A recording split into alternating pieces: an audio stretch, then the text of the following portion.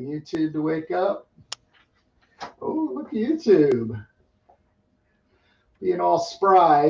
Here we go. Come on. Come on.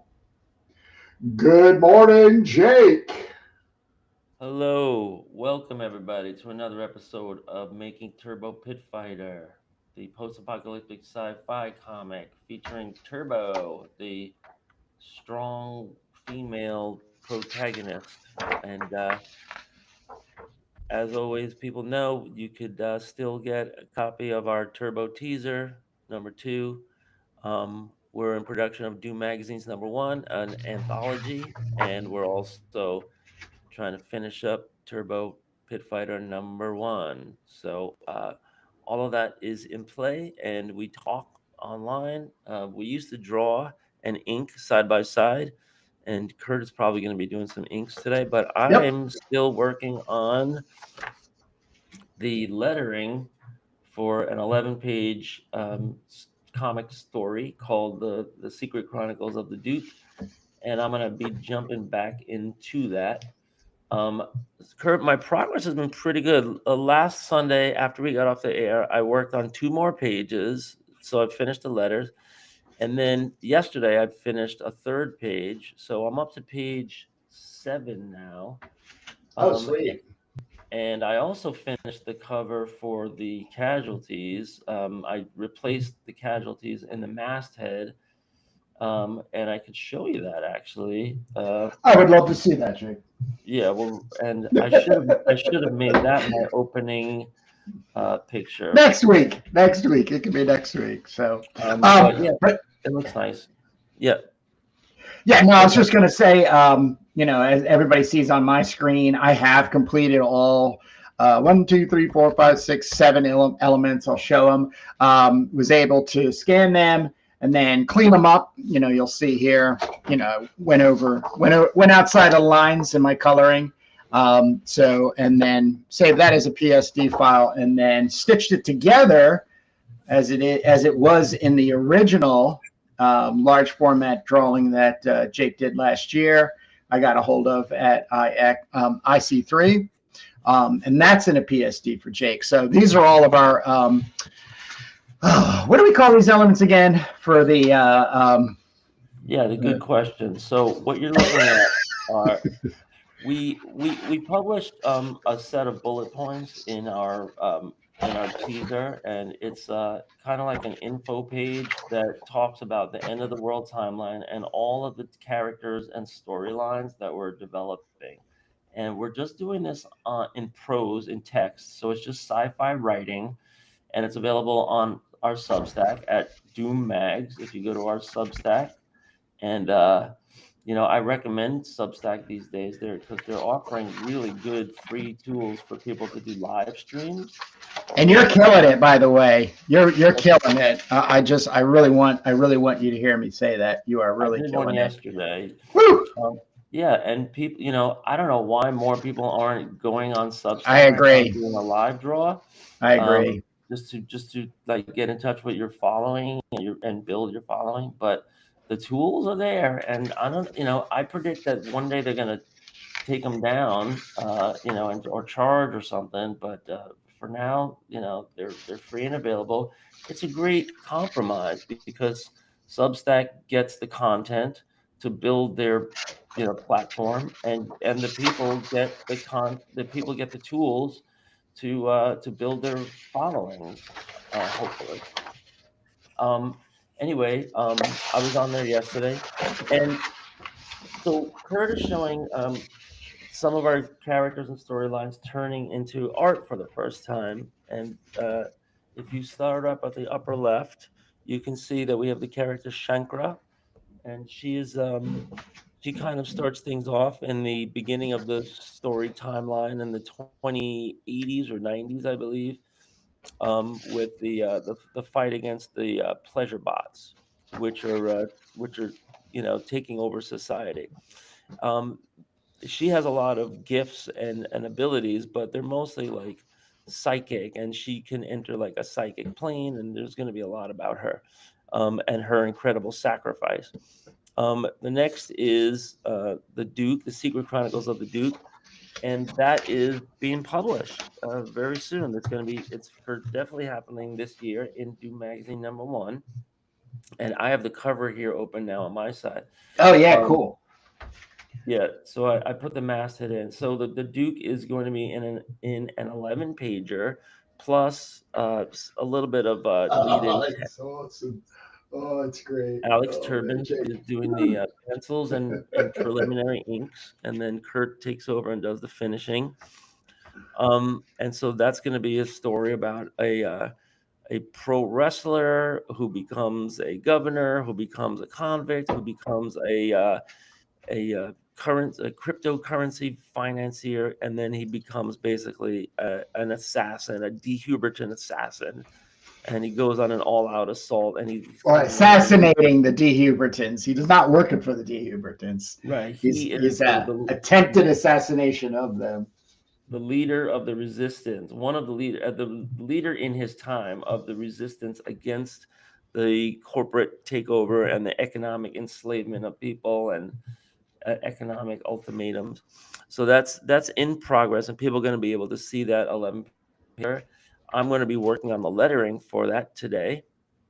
Next, we have, after the Duke, you have the Casualties featuring Esoterra, Hellclaw, and Cremita.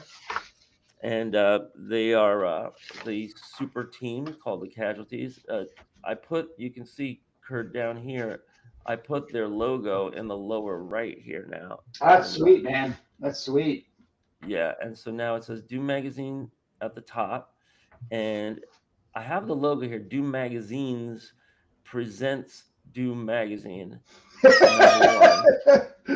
featuring Esoterra, Mystic Destroyer, Hellclaw, Fire Witch, and She-Bot Cromita.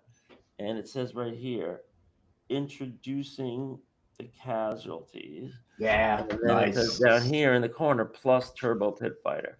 Nice. The one thing that kind of got bumped was the Secret Chronicles of the Duke. I don't really see a place to put that here, but it looks like an action-packed cover. So yeah, I agree. I had to do a lot of work here to kind of like get this whole wall constructed and like fill all this stuff in. I'm still gonna play around with the Doom Magazine's logo, and I just have it here like as I think a temporary placeholder.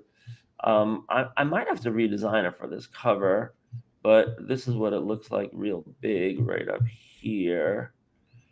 And this presents also needs to pop out more. Yeah, more contrast. Yeah. Yeah.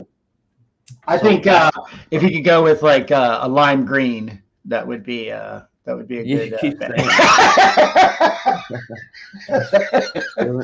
Just a touch. You know, it's a magical color on covers. It's lime green. I think we need some yellow, because we have yellow here, and here. So. And no lime green. But yeah, those are the fun conversations that come up.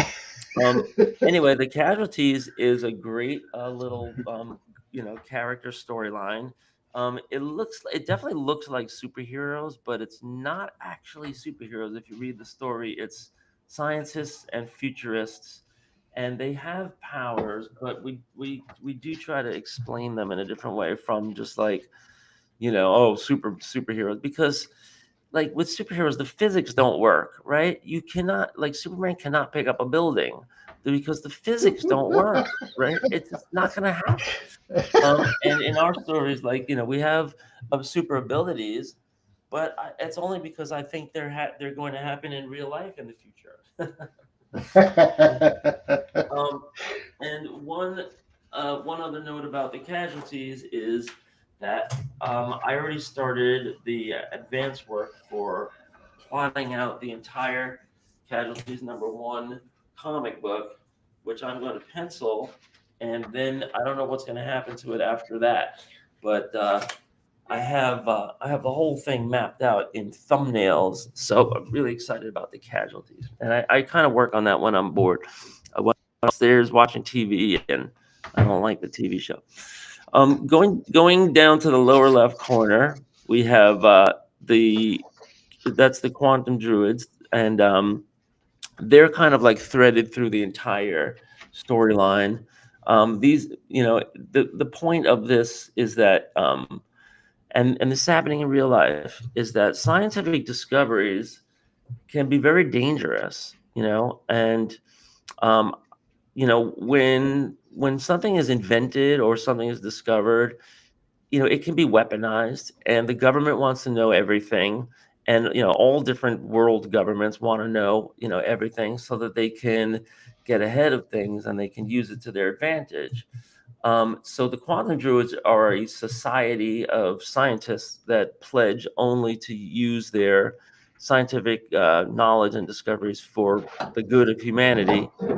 And because of that, science is kind of broken up into camps, whereas now scientists, share everything and they get peer reviewed. In the future, it's not going to be that way. And I think this is already happening. But, like, if especially when it comes to like quantum computing, we're talking about something called Q-Day, where computers can crack any password, security. And the government's going to want that. They're going to want to look into anything they want to look into. And somebody, scientists might not want to allow that. When it comes to unlocking human enhancement, when it comes to unlocking all kinds of things about matter and energy, like creating energy sources, right? Understanding how to split the atom, all this kind of stuff. So the quantum druids is a fictional version of what's actually happening in real life, but it kind of fast forwards 50 to 100 years, and this society of scientists, we have a whole bunch of names, and they're all couples, and our quantum druids, our Q druids, are like working at Atlantic University, and they're all like cracking the code for quantum physics and understanding thermal and magnetism and gravity and all these different things. So that's not going to be a comic, I don't think. But the quantum druids are going to be referred to as early as Casualties #1, and in comic form. And then there's plenty written about them on the Substack now and on the Q Druids tab on hellclaw.com. So more to come about them. They kind of like are the scientific basis for the world.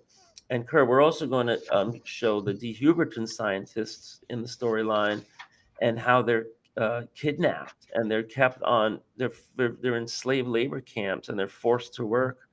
Scientists are not allowed to leave on the De Huberton side, and so that's why you'll have a lot of leaks and stuff.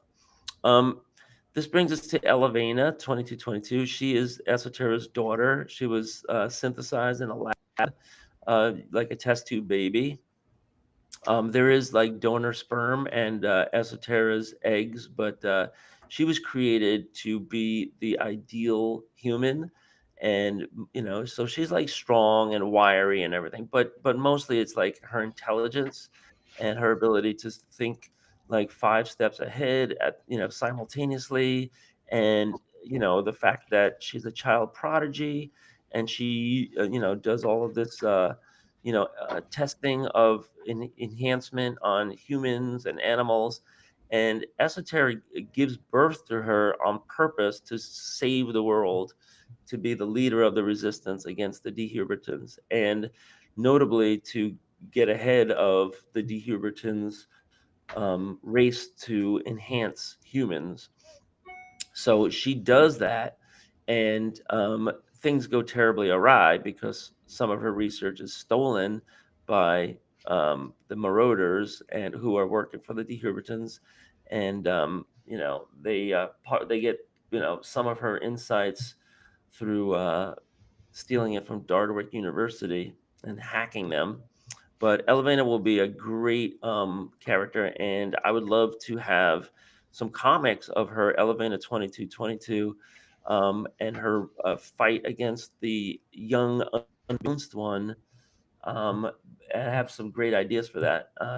Will I ever get to it? We'll see. But Elevena is a pivotal character for this world that we're building in her timeline, in her era. And she will also meet Turbo Pit Fighter in person. when she's in prison for 20 years by the Dehubertons as part of the surrender deal. So there's a lot of cool stuff coming up with ideas around that. Next, we have the sentience. And the sentience, they might be slightly out of order, but I didn't want to put them right next to the Q druids. The sentience, basically, this is a concept which I also think that we're already doing in real life, and it's when people get older and older and older than they've ever been before, with the help of artificial organs, limbs, parts, pieces, and some of them get so old that their human pieces are all gone, except maybe for their brain and their consciousness, or maybe like their circulatory system or their nervous system. There's like whatever's left over. It's just like bits and pieces. But the sentients live in the sentient dome, and they're kept alive. And some of them are 200 years old. I think maybe the oldest sentient we'll get to might be like pushing like 220 or something like that. But that's going to be a very fun world or subworld to write about, because they're going to be very political, and it's very divisive, and there's a whole thing about the server dome, which is right next to the sentient dome, and the where the data is kept, where the privacy is. Can people read their thoughts in the future? Secret alliances. So the sentient dome is going to be brimming with intrigue, and we haven't even begun to introduce the characters and everything. But I did start. If you look at hellclaw.com/sentience, you can see there's plenty of writing there, plenty of pages and pages of writing there, where we're introducing the founders and going over the nuts and bolts and the basics of it all. So that happened, and then finally, Turbo Pit Fighter, which is all of these kind of prequel stories are lead up to the Turbo Pit Fighter saga, which is our flagship comic, and we've been working on that for a couple of years on Sundays. Join us every Sunday at 10 a.m. Eastern. Can't wait till we get back to penciling and inking Turbo #1. I'm getting back to inking it today, my friend. Oh, great. Today. Yep. So Kurt's going to be inking my pencil for Turbo #1, page number 19. Page number. So 19. this is the last 10 pages. So and just to recap on my process, everyone, I do this what I call 80% skeletal ink lining.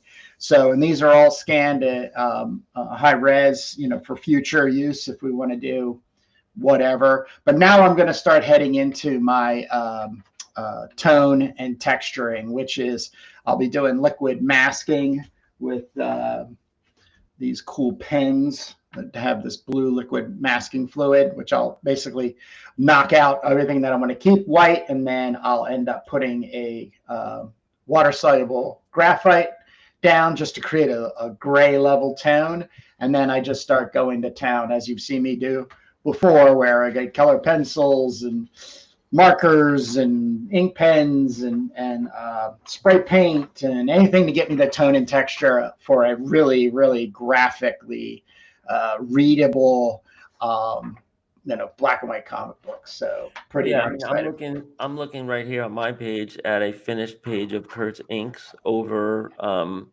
Alex Turbin's pencils and I would say light inks, right? He did like kind of like the primary characters and maybe it's all like layout efforts. Yeah. And so I love that there is there's 3 basic levels here. There is white, black, and then all these midtones. I do caution Kurt, sometimes when you flip open an indie comic, like I'm thinking of like some of those adventure comics and Battle Axe and stuff like that, is that sometimes they can get very grayed down, and very muddied. So I always say like be careful of the mids, You know, it's great to have light midtones, but the dark midtones, you know, they, you know, when you're printing, sometimes it gets heavier than you imagine, and you know, sometimes you can get a page where you just open it all up and it just looks like a big splotch of gray. Right. So, right. you know, I caution against that, and so you have to, you know. But one of the magical things that has been happened over the last 6 months in our Doom Magazine journey, and especially on it first started happening on our Ken Landgraf pages and also on our Alex Turbin, is your fancy footwork in the Photoshop. You know, and I say that in jest, but I also, you know, I want to reiterate, you know, the strength and vision that Jake has for the stories. As much as that I might be having a heavy lifting finishing element to the pages, Jake's really the last person to give what he feels is the best foots forward in, you know, what his original concept was. So, I mean, even in our long journey of getting pages lettered, you know, there's rewriting. So, you know, and I use the term magical because we're not living in this and we're not keeping ourselves sort of iron-footed into some sort of like hammer it out process, you know, oh, here's the script. Oh, here are the pages drawn. Here's the pages inked. Here's the pages. All right, let's go to press. It's very much that every step of the comic book process, Jake and I are taking an extra effort, if you will, and really giving everything we can, 3 hours every Sunday, every week of the year, the best story possible. Yeah, when Kurt is done with his inks, I get a high-res scan of it, and I put the letters on, and I could just open up the Photoshop file and say, right. Oh, let's you know, let's redo the face here a little bit, or let's you know, lighten this, darken that. Yeah. Sound effects. You do a lot of sound effects on that level too, which are really great integration to, you know, the flow, you know, word wise and everything. So, you know, I just want to be very clear with people that, you know, maybe people kind of get frustrated with us and it's like, come on, hurry up. And we very much could be hammering books out and chucking them out in the wild and crying that nobody's buying them as much as they should be because we put all this sweat and tear in it. But it's quite the opposite. It's Jake and I getting together every Sunday, hanging out at his house online and, you know, working up stories, characters. And I was hanging out with a bunch of artists yesterday, fantasy artists from IX. You know, I kept saying like, you know, how excited and how much, you know, how much I'm doing in the way of my crime anthology, but re-engaging this old business associate from the 90s that we started a comic and we got back together. And then as two old men, we're able to set up a podcast and, you know, we're doing this every Sunday, and our anniversary we'll be completing our 4th year, going into our 5th, is probably about a month or so away. I believe it's somewhere in the beginning of April is when we kind of just started messing around with the idea of trying to figure out how to put a podcast together, which, by the way, those first few episodes of Jake and I are hilarious. It's you know, too old around in the dark. it's crazy, man. But, you know, I really do believe that we're putting this all out there to really encourage other people. You know, one of the conversations when I brought up like podcasting, as I heard this moan from the table, this like, it's just an automatic. All the artists are like, oh, podcast. I was everybody has a podcast. But I said, yeah, it's that. I said, but don't think of it as you being a host. You're Johnny Carson or David Letterman. It's the opposite. And I really do believe if you're making art physically, even digitally, if you really want to beat this AI thing, in other words, you don't want anybody to question the validity of your work. This is the way to do it, because the way people are getting bashed out there is they can't supply any kind of process for their art. Digitally is really where it's the toughest. But with guys like us, other than Quark and Photoshop for Jake, putting together some texts and sound effects, and cleaning up pages, we're like what 92%, analog real art. So it was pretty cool. And I also have to say, two of the people I met yesterday, Jake, are comic book collectors. So I did not invite them, but one of them I did say I was probably going to reach out to him at some point, and I think he would have a really good time. Let's see the hanging out with us. Let's see the crown jewels. Yep. So You got a cool collection. Let's show it, and we'll discuss. Yeah. Well, and the bigger thing too was the the questions that have come up for us about what is the role of a collector, from their vantage point, and what are collectors seeing, what are they missing, just that kind of thing. So so we should see this individual, I think, in the next month or two. So it's going to be exciting. Cool. So for that part, but other than that, I am, like I said, going to get started on page 19. Let me jump out real quick. I forgot something downstairs, so I'll be right back. So, okay. So right now, what I'm doing is it's not too fun to look at over on my side, but I'm saving EPSs of each one of these pages, so that I can see my rough layout on Alex Turbin's original art, and I put all the lettering on here, not in their final word balloons, but in these little boxes, and they are it's kind of tricky because he gave us the wrong page format, so we have to move the panels all around, and there is some extra space here which we're working through. But it's coming out fine. When I'm just getting kind of like these EPS previews, which I'm going to convert into Photoshop so I can see low res where I placed all the word balloons and how it all came out. But as you can see here, as you can see here, like some of this art is very sparse, and Kurt gave me final inked versions of it that is a lot more fully realized. Yeah. Oh, sweet, Jake. Oh, wow. Look at this. That is, damn. So I'm getting excited. So now I can quit Quark because it was just gonna crash on me anyway. I have a bad font and I have to unload.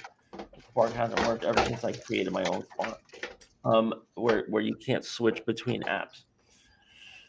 But that's my problem, not yours. So now I'm on page 7. What I'm going to do is I'm going to open up that low res. I'm going to create a low res preview of the file I made when it was just before it was fully inked. And I'm going to look at the EPSs here and figure out what I have to do now for the final art to move the panels apart. And here's my EPSs. I'm looking at page 7. And I'm working through this. This doesn't have to be terribly big, so 169 dpi. Let's see what that looks like. And it looks like I have to move these panels apart to make the standard comic book page format, which we're just using 11 by 17. And 11 by 17 shoots down to, what is it? The actual size of a comic is like the weirdest number. It's around 7 by 10. 7 by 10 is like kind of a generalized cut. But it's 6.8 or something, right? Yes. 10.8. 6.8, and then it's like 10.25 or something like that. Right. Why didn't they make it rounder numbers, at least in one dimension? I don't know. That's a really good question, though, because, those printers were the same people who were doing all the pulps. And pulps are like, they're small, they're kind of small, like shorter than a comic and a little wider. So like maybe 6x9. No. Well, I could venture a 8x9, something like that. I think this is probably gonna turn out to be right. I can venture a guess. It's probably exactly 1/8 of the standard paper flat that was being and sent to the printers back in the 30s or the 40s. Right? Yeah. And you can cut paper to any size, but there was a standard industry size, and magazines or whatever, and I think it might be because you want to have save a trim at the end. So if you just divide it by 8, then you can get 8 pages on a web press. You just need to fold it and separate the panels. You don't need to trim them at that point. I don't know, just guessing, but yeah. So I'm going to grab this, and I'm going to put this as an overlay here so I can see what the difference is, what I need to do. Kurt, we always have the same question. What did you do this week? What are you up to? What trouble have you gotten yourself into? So the biggest thing is Crime Anthology #2. Deadline is next Saturday, which is the end of February, 28th. So just anybody who is a part of the cromthebarbarian.com community and are submitting your roughs and your drafts and your sketchy doodles to save your slot in Crime Anthology #2. That'll be end of the day, 28th of this February. And just so everybody knows, kind of a cool thing I started with Crime Anthology #1 is I printed a mock-up. So this was just basically me wanting all of the art I had myself started, just stuff I needed to work on, placeholders, I still needed illustrations for Crom of Clarn, put it together. And then I said, you know what, I let's see if anybody wants to buy one, maybe I'll sell 1 or 2. I ended up selling 11. I printed 13. So I have I have 12 and 13 if you want. One is a pretty beaten up copy, and then I have one as the 13th copy. But I'm going to do this again. So there'll be a kind of like an insider advantage. As I've said before, 2 stores did not make it last time from this just because of the content flow. I curate this magazine to have a lot of juxtapositioning of sword and sorcery, Crom-centric work, but it needs to flow in a way that inspires the reader. That doesn't mean you're going to turn around and become a writer or an artist or something like that, but the writer gets very, very in depth in mine. I did 2 episodes on Crom the Barbarian YouTube channel with Matt King, and we went and reviewed each of the stories. So if you really want to get even a deeper look, and he paid me a really, really heavy compliment, which was all by design from me, which was he couldn't sit down and finish it in one sitting, and he enjoyed that fact about it. It took him about 3 sittings to just sit down and really kind of go through, and the flow had exactly that kind of feeling, like they just kind of fall into the next, because it's all his story is being told from so many different points of view. And because people are just individually inspired by Crom the Barbarian / Conan the Barbarian, and they want to put their own spin and twist out on there. So it's going to be pretty cool. So I'll be giving more. As a matter of fact, next Sunday, it'll be the 1st of March. So I'll have another kind of update there. If, like I said, you're a part of the community, cromthebarbarian.com, you're going to be starting to see some notifications from me by email, a newsletter, and some posts here and there for the next week. So get that done. But I have returned to entertainment wise. You should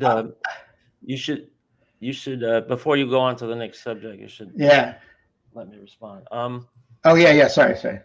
Yeah. So I announced last week that I wanted to join the next, or not the next, but an upcoming Chromecast, so that I could show Kurt something and spend the episode together. So you'll let me know when that's taping or when that's living or whatever you do.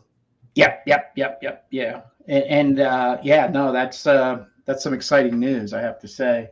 But yeah, and I just really just like the turbo knots, as I coined all the kids that hang out with us, especially in the chat and the comments that we've been getting on episodes, and even some emails from people. Thank you, Travis. The community thing is just so awesome. It's just so awesome to have like a really decent group of people that are not only enthusiastic and kind of there in the same space, like, things, likes the same things and stuff like that, but are just really kind and generous with their comments, their feedbacks, their questions, and it just really helps perpetuate this, what we're doing. One of my biggest things is like, I'm not a fan of becoming rich and famous as an artist, and I've always tried to consciously steer clear of it, because I'm not doing it for those reasons. I'm doing it because I want to connect with people I think are in the same shoebox, if you will, for silly comic books like Heavy Metal Magazine, Savage Sword of Conan, Black and White, indies and the such. So, but yeah, and then also too, yesterday, one of the guys, we kicking around. It's really funny, like these like high-end fantasy artists still have this like secret crush on comics, and so I like blurted out that I was going to Habit of Grace March 8th to see a friend of mine, Dan Snook, at Radio Sensation for CHUD, which stands for Comic Haul Under $1 Con. It's like 30,000 comics are going to be there at 30. If you do a Facebook search for c.h.u.du, you'll see this. It's going to be a Ramada Inn, big room, and just tables of like dollar comics. But I already started writing out a list of things I want to keep an eye out on. And a lot of it, the first thing is always those black and white silly comics and stuff, power comics and the like and everything. But yeah. Self-published, all kinds of weird small-time publishers. Yep. Yeah, I just put together an eBay order so that I'm looking forward to getting. So when I went to Boston, so my week was oh yeah, you went to Boston. I went to Boston and I visited four comic stores, and I'm going to savage one of them because it was just a pigsty. I got some photos. First, let me plug Kamikaze is a pretty decent comic store in Somerville, Mass, which is in like kind of this residential area of Boston. The prices are a little high, but they have a great selection. They have a lot of people in there, all ages, all families. I could overhear all these great community conversations, with parents bringing their kids in. It was just like so refreshing. And yeah, then you had these geeks that were in there, like, where's my pole? And, you had all this like great, just comic store community stuff going on. Cause I was flipping through the boxes. Now I called ahead of time. I said, do you have $1 boxes? Where's your CHUD boxes? And they were like, no, they don't have the dollar boxes, but they do have $2 boxes. There you go. And they said that we have a ton of them. So I was like, all right, I'll come check out your $2 boxes. So I go there, and the $2 boxes were mostly Marvels and DCs, mostly, stuff from the 90s, 2000s, 2010s. It's just mostly a snooze fest for me. You have boxes and boxes of Superman, boxes and boxes of Spider-Man, X-Men, boxes and boxes. And I'm like, are there any indies in here? And they're like, yeah, they're mixed in. So I had to go through the whole thing. So I'm there for like 2 hours, and they had probably like 50 boxes. Luckily, there was tabs in them, like this is Superboy from here to here, and this is Supergirl from here to here. So you don't have to look in there, and you can just look in like, miscellaneous H, miscellaneous R, and you could just look and see if there's a tab, if there's an indie, title. So all that digging, and I guess I should go get my haul, but I ended up buying maybe only 5 comics there. Wow. From the $2 boxes, and I spent $50 at Kamikaze. $40 of that turned out to going into the underground bins, and they had these really nice underground bins. So I'll go get the comics at the end, but the other comic store in Boston that you keep hearing about is called $1 Million Picnic. Yeah. So I go there, and man, was I disappointed. So here's an example of something that if it was $1, I would have bought it. But since it was $2, it's a big difference. When you're talking about cheapskates like me, I don't even think about something, because not only is it not a lot of money, $1, but you can also very easily get $1 back when you're selling stuff. You just sell it for $1, and you get it back. You're not stuck with it. Yeah. $2 is different though. So they had a section called Hanna-Barbera, and obviously this is DC, not Hanna-Barbera, but I didn't know that Hanna-Barbera had a version of the Wacky Races, and they turned it into a serious, comic with like, this whole Road Warrior thing, and the Wacky Races with all the different cars, right?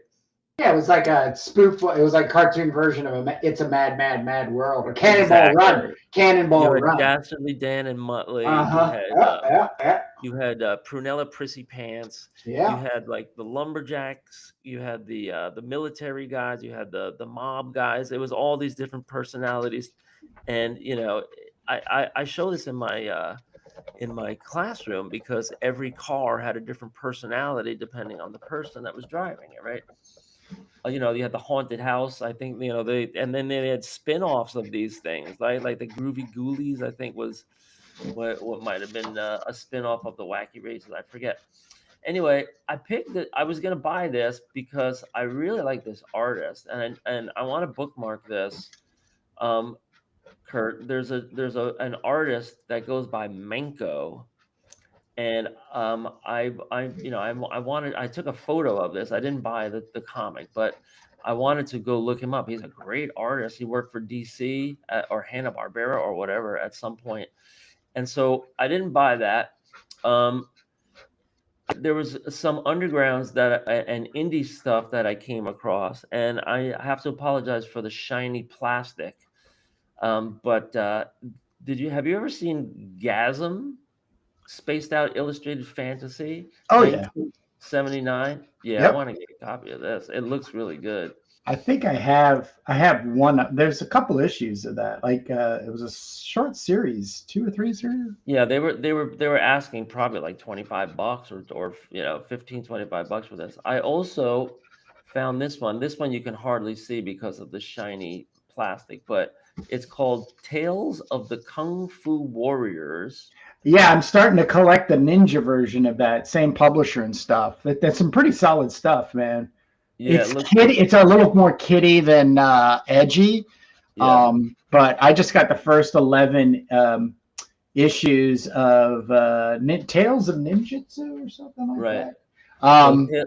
This one is Tales of Kung Fu Warrior. It looked really good. Like if this would have been like $5, I would have grabbed it, or maybe even 10.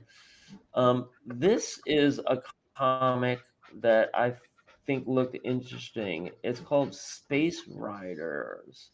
And I wonder if this style looks kind of nice, and it looks like it might be up the Power Pulp alley. If Oh, I those have are- that. I have that right here. Oh, you have Space Rider? Hell yeah, man. Hell yeah. This is a Look at that. Matt King was totally like, dude, hello. Right, I think thought we it even was mentioned weird. it. We mentioned this like 2 years ago or something. I did maybe. And he's like, you got to get it. But, once again, it was like Kickstarter, different cover versions, blah, blah, blah, blah, blah. This is like 22, I think. Anyhow, dude, super expensive stuff. Yeah. But it ended up dropping enough for a help when I was pulling the trigger on a haul on my comic shop and everything. But the coloring, Jake, I mean, this is so up our alley. It's nice. retarded. It is just so great. And the backup story too. Check out this work in It the reminds you of Paul Pope, Daniel Warren Johnson, our pals, the brothers. But just the cover alone, look how it's like how it just kind of runs the top. It's just Space Riders. Here's the king, but it's just art. You know what I mean? Like, and those colors grab me. I love it. I'm really trying to like this kind of thinking is I want to be infected by, which is this, here he is, human, fleshy color, boom, but then bam, just go blue, against this, incredible yellow, which, maybe if they did lime green on a page or something, like, you'd get a little bit more pop. Oh, look here, some lime green. But so. Right. No, it's good stuff. I'm glad I took a photo of that. Yeah, I would give Kamikaze some pretty good ratings, except the prices are a little high. Maybe they know what it's worth. Maybe they just know what stuff is worth, and they're asking. And maybe I don't know. Maybe they. I don't know if it's like they have high expenses, or whatever. But one thing for sure is, all my indies, like I have a box of indie stuff, and some of it is like a little undergroundy, and they were charging like hella prices for that stuff. So I think that I felt really good about the stuff that I have back at home based on seeing these prices jump, because I'm not seeing them in dollar boxes. I'm seeing them, not only $5 but $10, maybe $15. I'm talking about Brainstorm Comics, all this stuff that's kind of like rare now, but it was, I didn't think it was like particularly top of the line, stuff, but it's just, I guess, like more scarce and more collectible. So, it remains to be seen. Like some of the stuff I got, I just paid full, retail on, because I didn't want to walk away empty handed. But, I wonder if the prices are jumping for some of the indie stuff that's been kicking around since the 90s and 2000s. And it's just, it's hard to get a hold of because they were limit runs. The runs were Kickstarter runs, 200-300. Unless that Kickstarter did, I don't know, like 100,000 or something like that. I mean, it is cheaper to get more and more comics, but you got to store them. You got to, and indie comics since the birth of Kickstarter, you're talking like a good, healthy Kickstarter for an indie comic was somewhere around 100 people. So if you got 200 copies or 300 copies, you're still sitting on 200 more copies or 100 more copies and stuff. So, then they're all gone because they do shows and stuff, and they're all gone, and then that's it. And then it comes back into the market where, like I said, that Space Rider one, Galaxy Galaxy of Brutality. I mean, I couldn't find anything for less than $20. And through eBay and My Comic Shop, and My Comic Shop and eBay have like a save search kind of like thing or notification. And then it finally came up, I think around like $10 or something. But I was like, screw it, I'm getting it. It's time, you know. So I love that. I love the fact that that's a thing that books made, you know, within 5, 10, 10, 15 years. Kickstarted books with 200, 300 maybe titles are now out there, and it costs $20 to try to get a good copy of one. I mean, yeah, pretty damn good, man. It's great when you're making the comics and selling the comics. Not so great when you're buying the comics. There you go. So so that was Kamikaze, and then you know, I was in Somerville, so I went and saw some live music. It was a Tuesday night, so you know, I didn't expect too much, but I saw some live bands. You know, I went to this club, I forget what it was called. It was near Berkeley Music. And you know, saw some what looked like college bands. It was fun. I met a friend, had some dinner. Next day, I struck out to go to Harvard, Harvard, and I go Harvard. Yeah. So there's this other store called $1 Million Picnic, and you know, Matt told me to go there, and everybody told me to go there, so I go there. And you know, I got off a stop early so I could walk around and see Harvard and Harvard Square and see all the whole trappings of it, you know. And I got a real good sense of, you know, the community and the neighborhood and everything. You know, I went to an art museum in the area when I was done. But when I got to to $1 Million $1 Million Picnic, I walk in and the place is a dump. And there's piles. I mean, I was warned ahead of time, you know, and I was talking to somebody in the chat, I think also from the chat too, on Substack. You know, there's piles of comics everywhere. So let's take a look at the interior here. All right, Kurt, look up for a sec. So okay. They have these shelves. That's tough. And there's comics on the shelves, but behind the comic is different comics. So if you're looking at you're looking for comics, you're just going behind every comic and just looking what's behind it. And there's shelves and shelves of that. Then on the floor, you have boxes and boxes of comics with shit lying around everywhere. It was dusty as fuck. I had to sit on the floor to like go through some of these boxes, and my ass got you know, here's more of it. This was the underground section, which is probably the better section, or this is to the right of it.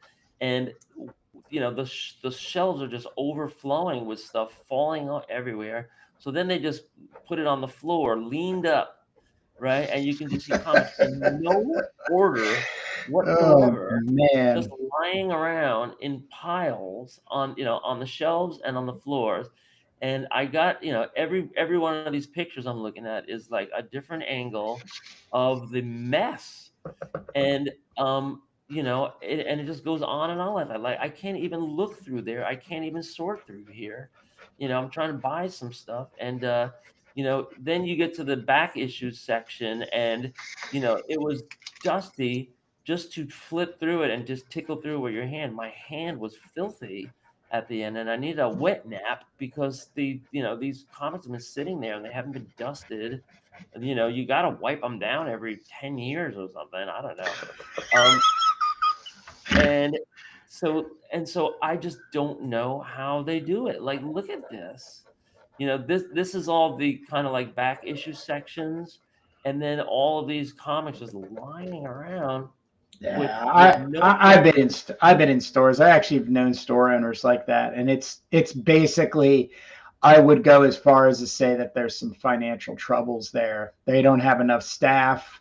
You know, it's tough. You know, they could have had. There's definitely something that's happening there. It's inhibiting. It's not allowing them to maintenance their store. But then at the same time, it's like, they're still getting a hold of hauls and stuff. I know when I was in my local store, which is immaculately kept, and I was meeting the owner there, Nick, and man, like our 45-minute conversation, 3 people came in to sell stuff, and Right. And I was seeing that too. So there can be a balance. There can be a balance that can go really out of whack, where the comic book store owner is buying more than he or she really needs at that time. They really need to start moving. And I don't know if I would be scared to hear if they didn't have a web presence, but that's how people. I don't know. I was there in this place for over an hour, just like sorting through stuff, and I heard calls come in. I heard people walk in. They all wanted to sell comics. So and you have to. But then that's the opposite of people calling and wanting to buy comics. Like that's another scary thing. Is if you're running a business and 9 out of the 10 people coming in to visit your store is trying to sell you their comics. That's not a healthy industry. That's not good. Well, they had plenty of comics out, and new comics out, and so it seems like, they're right by Harvard, they're just like literally in Harvard Square.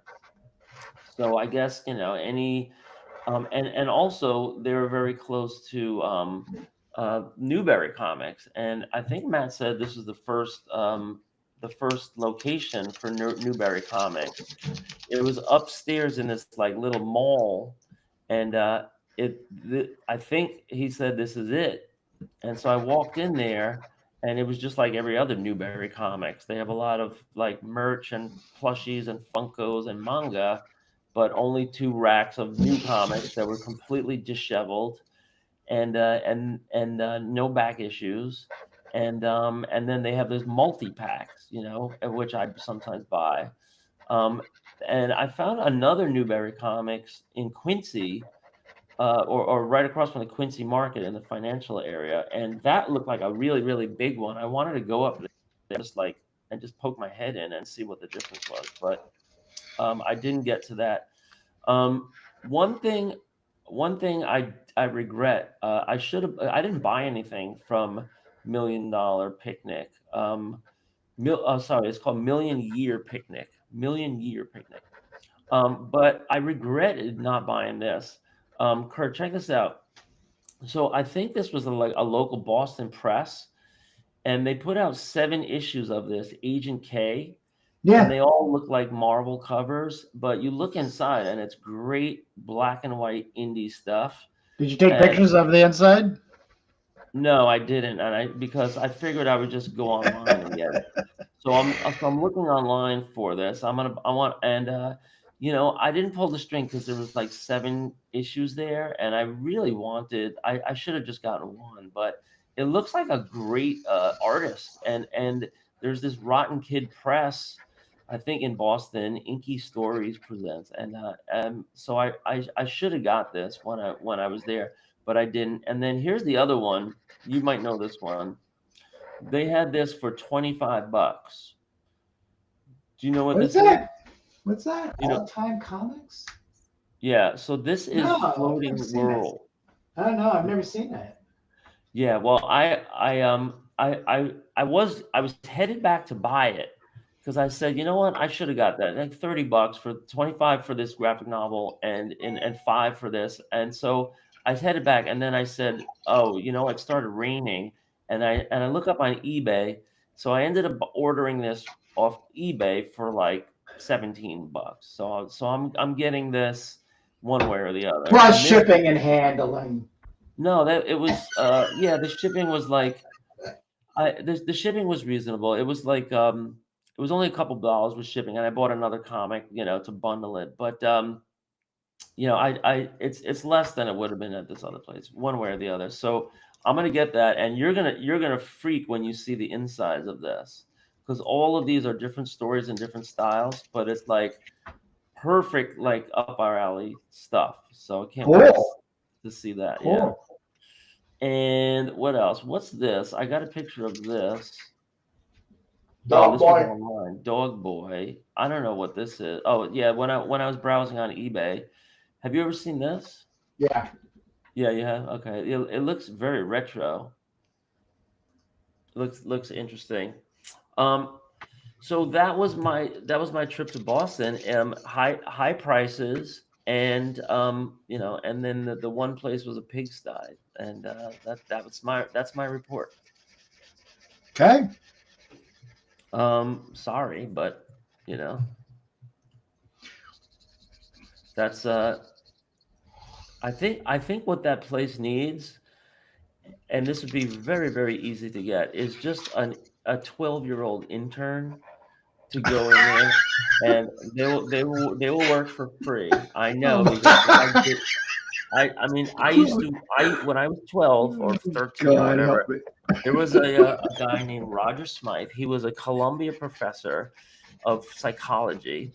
He owned a comic store called Funny Business, in the Upper West Side of Manhattan, and this was in the 70s or 80s. If I was 11, then it must have been like the 70s, or if I was So I worked for him I got paid $30 a day in comics.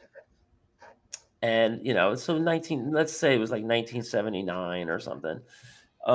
That's nothing for the guy. He's got hundreds of thousands of dollars of comics lying around. And and on my birthday he gave me X-Men #1. That was nice. It was probably worth like $200 at that point. And you can get kids just want to be around comics. I don't know, maybe nowadays different. Parents don't want to let their kids out and and hang out at some stinky store, with some adults. There's a lot of adult conversations going on, but you could very easily, fix that problem just by getting some volunteers on the case. I would think. I don't know, just me. Um, and they would love to sort things and organize things. Oh man, this goes here, that goes there. That kind of thing. I don't know. I don't know why, you have such a bad presentation in your store. It's like kind of. I think there's something going on behind scenes that is because that's also like a hoarder syndrome type of thing where there's a trauma that has occurred, and their lives are out of whack. I overheard the guy saying like the owner is only in on like Thursdays and Fridays, and so yeah, it must be like a guy like Raj that I used to work for. He doesn't care. No impetus. There's no reason to to change anything. Who cares if it's if there might be piles of crap there, but he's having fun. He's in his comic business, and he probably collects what he likes, and he sells, and he makes money, and he stays alive. But he's not going to go backwards and start like cleaning up messes. Yeah, that's what I imagine is going on. Yeah. Well. Yeah. So that and then Boston's it's 3.5 hour drive from where I live. It's a nice town. I like Boston. I was very impressed. It's very clean. The subways are so easy to use. The people are super nice. They're pretty well educated. They talk about Boston schools are. Did you see Ben and Matt? Did you see Ben and Matt? No, I saw a friend that came out to have dinner with me one night, but I was only there for 2 days. And who's Ben again? Ben and Matt. Who's Ben? Ben Adflat, Matt David. Oh, I thought you were talking about Matt King. No, I didn't see Ben. You didn't see Ben and Matt? No, but their presence is everywhere. Exactly. I really regret not going and going to any record stores, because there was a record store really close to where I was staying, and I didn't get to. But that's what happens. Them's the breaks. Them's are the breaks. Next time. But yeah, I don't think I'm going back to $1 Million Picnic anytime soon. They might not be there. They might not be there the next time They you see might them. not be there next time. I'll tell you where I did go though. I went to this in Harvard. You go into Harvard campus, and they have the Harvard Art Museums with an S, and they have there's like a couple of different buildings there, and I only had time for one.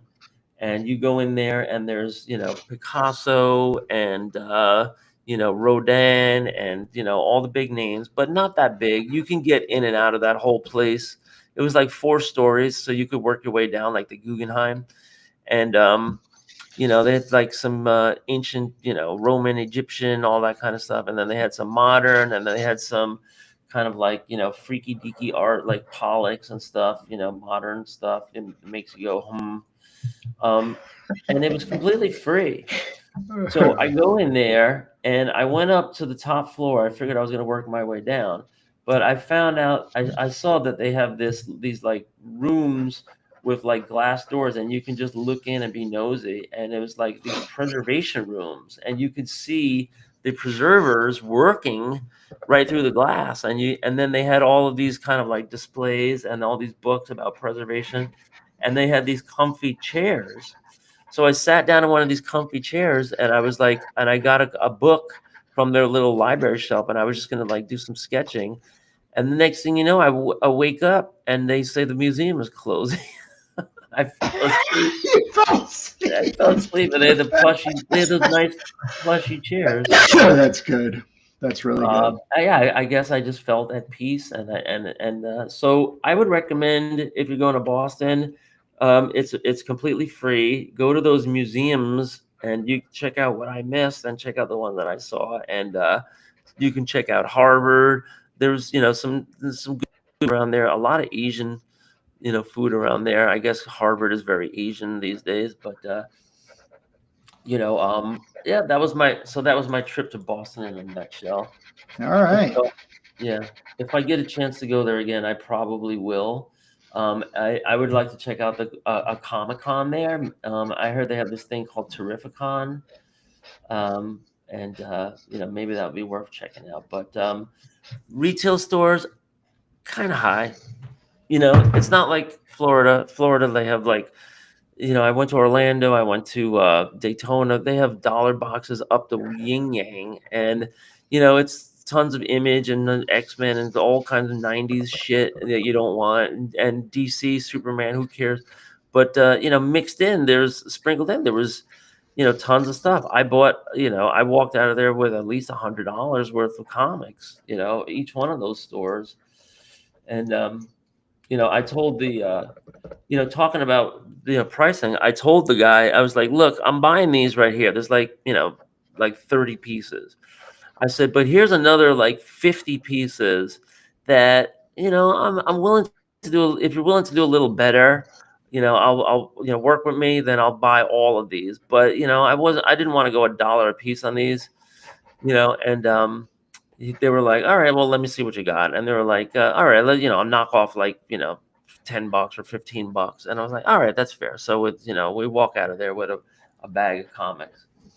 And they just have so much stock in those stores, in these kind of like small town stores. You can feel for these retailers that are just stuck with all of this 90s stuff and 2000s stuff. And I don't know how how they end up with all this unsold stuff. Well, it's easy. So you got people dying. That's Florida. So then people, your kids are coming down. They got to empty out your house and stuff like that. And they the closest comic book store, they ride in there, bring all these boxes in and whatever. They don't look at them. That's why things like pop up in a haul. That's why comic book stores buy them, is they know 9 out of 10 of those people don't know what the hell they have. Yeah, keep talking. I'm going to go grab my haul. Yeah. And then from there, the other part of it is people aging out of it. So, you've got somebody who has their second kid on the way or their third kid on the way, and wife wants to make room in this room or the basement, blah, blah, blah. Then you just got to get rid of, stuff, and you no longer can fight with the wife about it. You're losing. And that shit is, down at the local comic book store. And but that's, I think that's par for the course.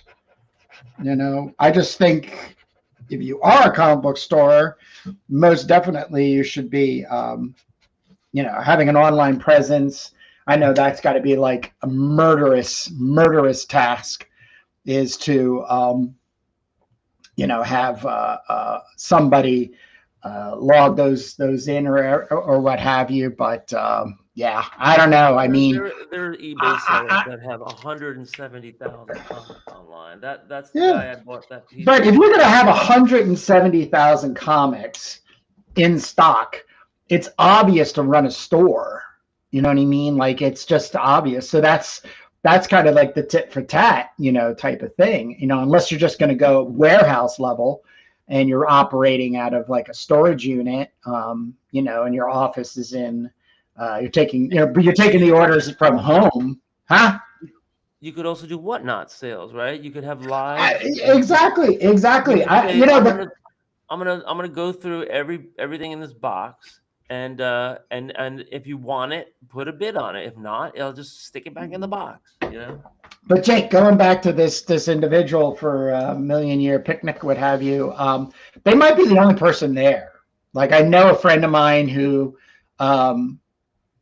Just by circumstances of life, brought him down to a place where it was only him in this massive store, and it then just automatically gets out from underneath you, and it's on its own, and then it's tough. You know what I mean? It's just point blank tough, and you can't because I was actually when I got out of Trader Joe's, in looking to incorporate myself in the arts world locally and stuff, I was like, well, let me see if I can set that. And he was like, I don't want to do a website, I don't want to do, a YouTube channel. I don't want. I was like, okay, well, I don't know what else can be done and everything. So, and it's tough, it could be very tough on an individual business owner, where things happen and,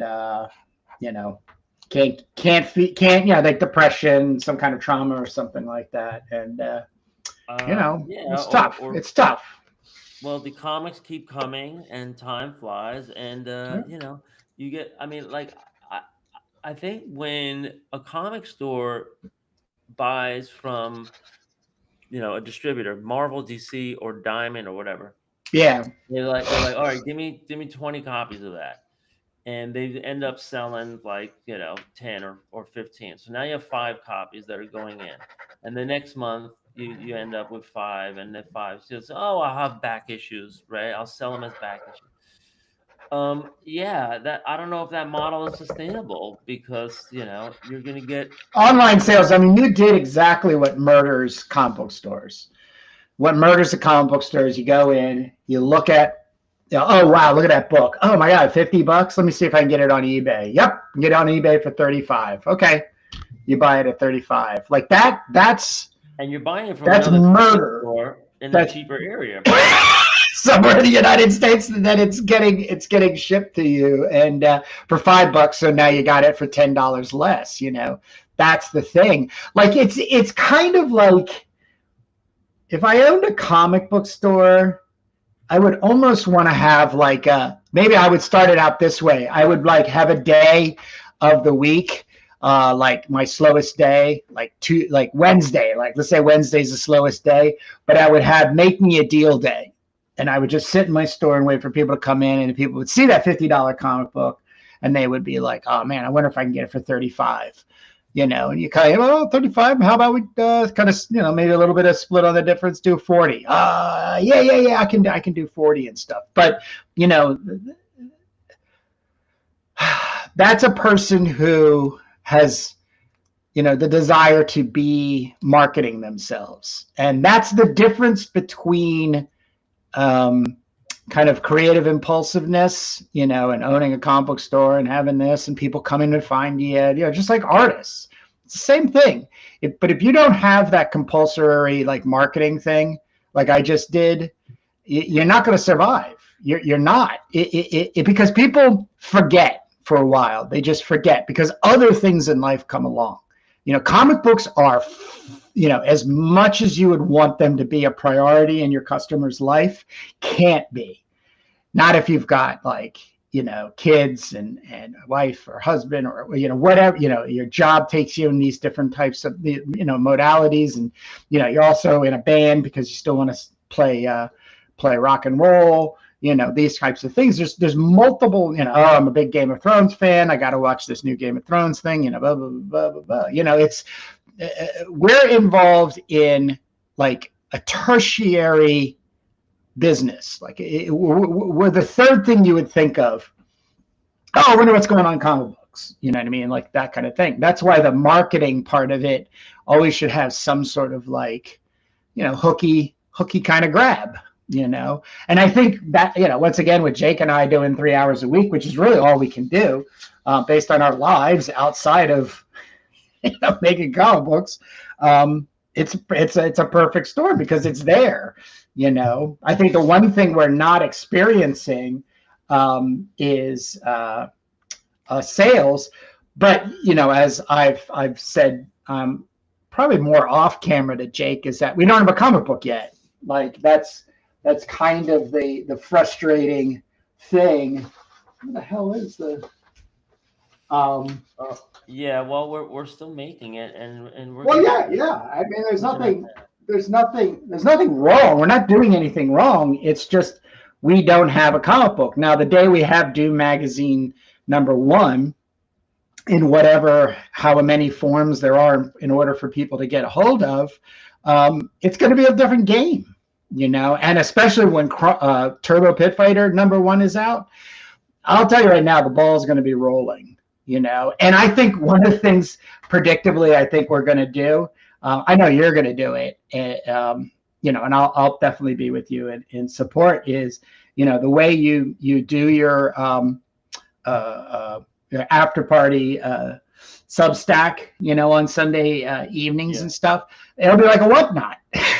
You'll have a stack of Turbo comics and Doommags, and be like, hey, go to ChromeTheBarbarian.com and get, which right here you can get the PDF or the print right now until we are in the official issue 1.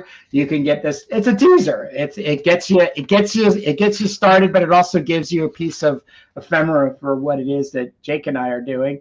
And we have sold many. I'm not poo-pooing and everything, but we're not in a modality of like generative income stream because we're running a podcast and making a comic book and printing them. We're not there yet. We're just two guys that get together at your house online and talk comics, make comics. Yeah, so one thing that has changed recently that I noticed, and I don't know how long this has been going on, is that eBay now has a tab called eBay Live. Yeah. I've seen that. I've been wanting to have it list. It's on my list of things to do. I want to see because I got a bunch of stuff I have up for sale, not comic book related. eBay, which is these corporate billionaires, Peter Thiel, Elon Musk, they were all the founders. God knows who's running it now, but and I heard that despite eBay's unbelievable market size and the amount of sales that they do, that they might only have like 12 full-time employees there running stuff. I've heard like incredible stuff like that. It's it sounds amazing, but so they're responding to Whatnot. And Whatnot, for people that don't know, is an app that you can get on your phone. It's a website, it's whatever. And they have a marketplace for comics. They have a marketplace for records. I can show you the app on my phone right now. And, I was talking to my wife a couple months ago, and she, she's about Whatnot. And I'm like, well, what are you doing on Whatnot? And she goes, so she's telling me here's Whatnot.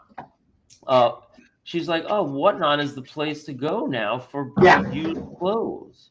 Anything, right? All these, anything. you could, yeah. And so here we go. We have comics, perfume. The sneakers is huge.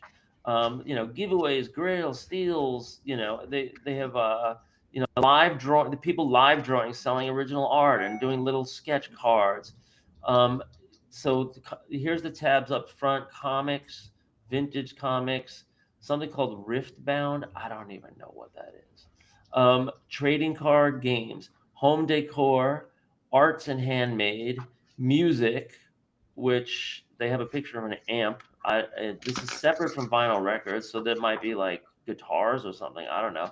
And then we have vinyl records, anime and manga, art and prints, music memorabilia, and then see all categories. And if you click that, look at all this: books and movies, toys and hobbies, electronics, sneakers and shoes, women's fashion. 8,000 viewers live on women's fashion right now. 18,000. I mean, that's the biggest I'm looking at their categories right now. Comics, they only have 750 viewers live right now. Trading cards, they have 13,000 viewers live right now. Right? So this is interesting information right here. Anime and manga, 120 viewers. That's it. Home and garden, 1.8 thousand viewers. So it's a marketplace. Here's sneakers, 3,000 viewers. Bags and accessories, 3.6 thousand viewers. Women's fashion is going nuts right now, and so exactly what my wife is telling me is this is the place to get bargains of people getting rid of brand name designer stuff, and you can pick stuff up cheap. And eBay, finally took notice. Now, Whatnot I signed up to be a Whatnot seller, but I've never sold once. And the reason is because they have this requirement, when you sell something, and they can easily see who bid on something because they have the tape and how much they paid and who is selling it. So they can say, all right, this transaction is recorded on a video. And as soon as you're done, you have to ship. And it said when I left off, it was 24 hours. You have to ship it within 24 hours. That is ridiculous. Like there's no way I can bag and tag all these things and then get out to this post office within 24 hours. I just No, you have to. Yeah, I mean, so I've told you this before. The biggest thing you have to do is just go on your PayPal and do the shipping, and then just print your own labels, because what that does is it sends, and then you put that in your tracking for the customer, and then basically just says, okay, I have it packed, it's ready for shipping. It just needs to be dropped off or picked up, and then it goes from there. So it's not an immediate. It's not an immediate within 24 hours. You have to be. You have to be. I understand. But I'm just saying, it's not that bad, because on YouTube, on eBay, you have I think it's 3 days or something. And all I do is I just grab the book, or whatever it is I've sold, and I put it in its box and I stick it on my scale, and then I weigh it, I make the label, and then I take the tracking information and I put that in. Well, so I'm very interested to see what eBay does similarly or differently. I just clicked a random button, and here this guy's selling comics out of a box. So this is how it works. It says $15. He's selling Circus Comics number from April 1945. Oh shit! How much are those? Well, I don't know. Those are like from like late 30s, early 40s. Well, it says 1945. Oh, okay. There you go. Yeah, and 10 cents. He showed you a little bit of the condition, and now I think the sale is going to, start any second. It says right here. Oh, so that started at 100 actually. There you go. But it says right here, shipping $5.35 plus taxes. Now, if you buy more than one thing, you get obviously a break on shipping. And so he put that on sale for $100. I don't think it's sold, and he took it off. So you're seeing if you can. Oh, no. Yeah. So now he's got classic comics, and so he's just putting stuff in front of people. He's got 14 watchers right now, and that's probably not a lot. But if you just go like this, now you can see a different seller. He's selling Phantom of the Opera, signed by Dan Quintana, selling for $210. You have 40 viewers. Let's see if he gets a view. I mean, a bid. So this is how it works. And, so eBay has this now, eBay Live. And what I want to tell people out there is tell them, Jake. You should do, you should do that if it's in your interest, because you get an audience, a built-in audience. But if you have your own audience, you can just go right to Facebook, and you can do a Facebook Live, or you can go right to Twitter, or you can go right to Substack, or you can just live stream anywhere, and you could sell stuff in the comments.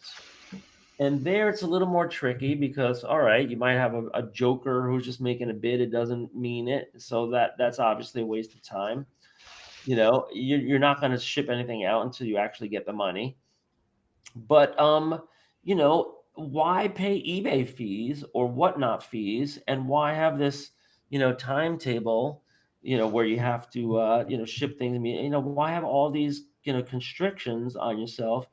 You can just go straight out to your audience. And that is exactly what Chance Priest is doing, because he has his built-in audience, and he's selling his figurines every Sunday night or whenever, however often he does it. I also heard of this other auctioneer, and, a friend of mine turned me on to it. It's a guy that has these auctions. I mean, it's basically a guy in a giant hangar full of junk, right? He's got this big, thrift store, and I've seen him lives on replay where he's just wandering around from table to table, and there's piles of junk, but then there's a lot of incredible stuff mixed in there, and that's where he, does his business, and that's where he, he gets his following. So he would have announced on his site every couple of weeks or every month or something, he would have a live Sunday night auction or whatever, and he was selling hundreds of dollars of stuff or thousands of dollars of stuff right in the comments. I'll take that. I'll give you 14. Oh no, wait, hold up, I'll give you 25. And then just sell it to the highest bidder. So technology is here for a lot of different capabilities, but I'll be right back. I gotta get some water. Yeah. But but the difference is if you go on eBay, so why would you use eBay? Well, eBay has a gigantic audience of people that are putting in search terms, in real time, every minute of every day, and you might want to tap into their, that kind of an audience. So it could be worth it, but eBay is this giant marketplace where there's rife with abuse and fraud and everything. Everybody's had experiences on eBay, good and bad, and what do you do if the guy wants to return it all of a sudden? Now he's going to give you a bad rating on eBay. You didn't do anything wrong, and he's returning it because he doesn't like it. It's a comic book. Who knows if he dropped chicken gravy all over it in the meantime, So eBay can be a landmine, but but they. So can we get off this subject? I don't know why we're in there. I mean, the point is well taken. I mean, the one thing I'm waiting for, two things actually I'm waiting for in the same kind of thing, is I'm waiting for YouTube to do something in a similar way. But they already have. Unfortunately, we do not get enough watch time. We have the subscriber count. We're almost 3 times what you're needing to maintain a subscriber count. But once we get up to 3 hours, 30,000 hours a month watch time, we get then a bar that goes in underneath our banner, which is basically a link to a store where your comic books can be in there. So yeah, that's our goal, if you will, monetization wise, which once again, I'm going to repeat, we're not in that zone right now. Like, we will be closer to you retiring, if not already being retired, in that type of space. But right now, all we have is the allocated 3 hours a week to make comic books and engage with. We've had like a couple people. Matt King actually just jumped in on a live stream and said, the King is here. correcting, yeah. You know, and you know, getting these pages done and getting this comic book out.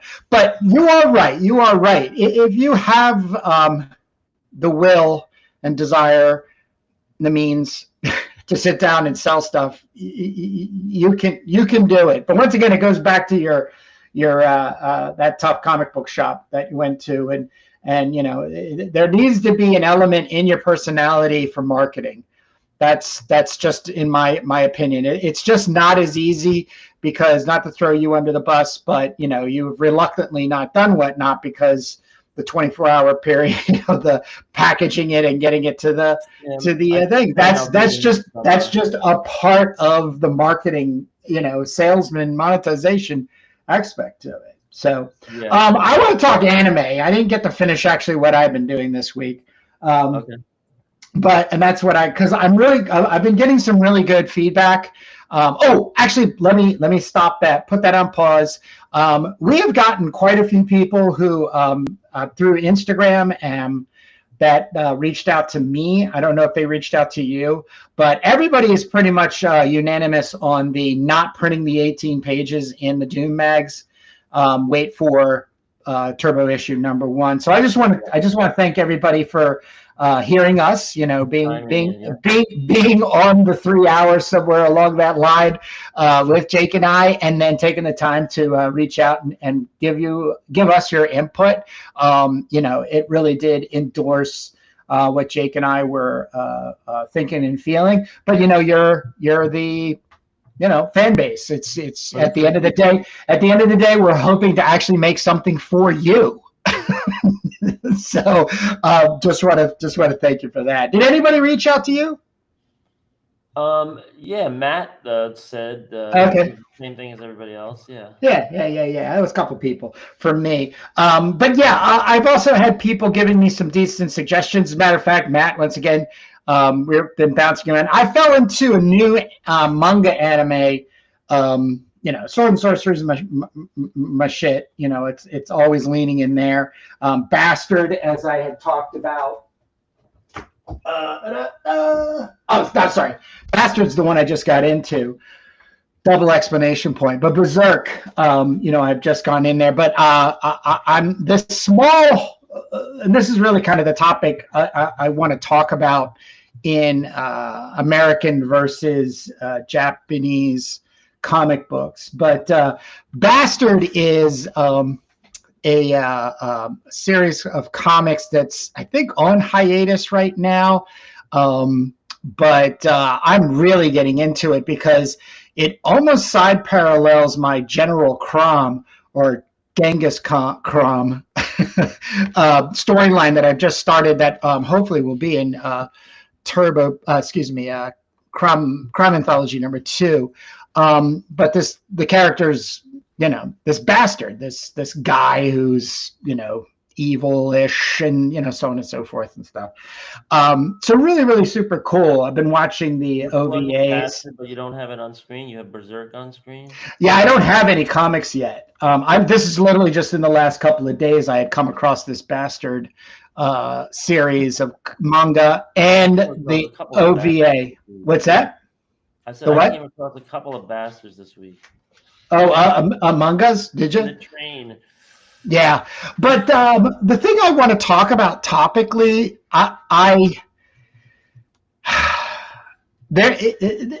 I am very frustrated with the size, the digest size of manga.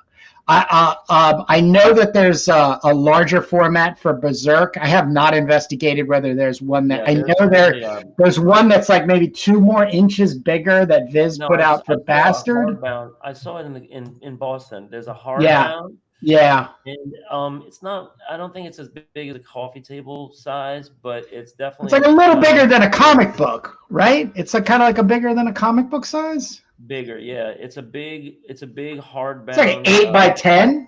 treasury size. Yeah. Probably like I'm just going by memory, but I think it was more like 9 by 12 or something. The black and white is totally on point. I have no problem with that, obviously. But if I'm going to end up, like for instance, to get the entire, I could get for $100 all 27 Tokuban size, which are smaller. I don't even think I have. Yeah, here's a Tokuban size. You know what I mean? Like, yeah. This is definitely a paperback, and even Dark Mark. I had to upgrade to the Marvel preview feature. To really, I gotta have my books 8.5 by 11 is just the cut to the chase. So I just have such a. We need the handicap print version, like large print, But I think this is something where the American market, we I don't know if you heard, but Rob Liefeld on his podcast, I think about a week or so ago, also did a similar Jim Lee thing where he was reviewing a manga, and he was talking about how we as comic book makers in America really need to start looking at the framework of you mentioned that manga. So and I think one of the things that we could really kind of like benefit from is once you got out of the Shonen Jump model, which is it's basically an 8 by 10, 8.5 by 11 size. Don't go down to this size digest wise for the Tokuban, the collections. Like keep it at that, that 8.5 by 11, and go black and white, and then have a full color version if you so wanted. But I think the bigger key is being able to have something come out at around 12 or 14 pages a week. Distribution wise and everything. But I just really do want to say that in all of my excitement, and I am really getting excited about finding some of these really cool mangas that have sword and sorcery fantasy elements to it. The size is just not going to get me to buy any of them. Size matters. It's well, you went there, dude. So it's one of these things. So if anybody has the Bastard in a larger size than the sort of standard Viz, I guess, whatever this is, Viz. No, Dark Horse. This is Dark Horse that you're aware of. It's hard to see when you're looking at stuff on eBay and stuff, and it does say size, but they very rarely give you like inside and everything. But both of these series, Berserk and Bastard, I would love to have a complete run of, but I am hesitant to pull the trigger on getting them all and having them this small. Yeah. So we spoke last week about the model of putting out a cheap newsprint version, getting people aware of it. Then coming out with your all kinds of different, deluxe prestige format, or coloring it or compiling it or whatever. America does not do a great job, and the Japanese, culture has been used to this for decades, and we don't seem to be able to get it together. So I think that's what Liefeld was talking about. So yeah, that's pretty it's pretty messed up. Like I heard a stat, I don't know if this is still accurate today, but years ago it was 1 out of 4 people in Japan, man, women, children, all ages, patronize comics. and in America, it might be 1 out of 20. And then, you're like, okay, what about other countries like Italy or Europe? And, it was closer to the 1 out of 4 there, Yeah. which was surprising for me, but, something's wrong. We I don't know what people are doing. They're watching ball games. They're gaming. They're on the internet. Maybe they're God knows what people are doing in the privacy of their homes for fun. But it's not comics. Unfortunately, the retail store. We were just talking about this in recent weeks. The retail stores are on the decline. That's really sad to see. Um, but the but the convention circuit seems to be fine. It seems to be good. They're like, brimming, and you sometimes you can't even get a table at some of these things. I was just talking to a buddy of mine. I have this friend who's in the autograph business, and he just got this huge collection of movie stills, 8x10 movie stills. And there used to be stores for this, and there's definitely collectors for this. Movies, when your movie's in production, they take 8x10s and they put them out for like promotion, and they're very collectible, like especially Marilyn Monroe or whatever. But he has like 30,000 of these things, and he took all the sci-fi stuff, and and a lot of these are signed. So they're very valuable.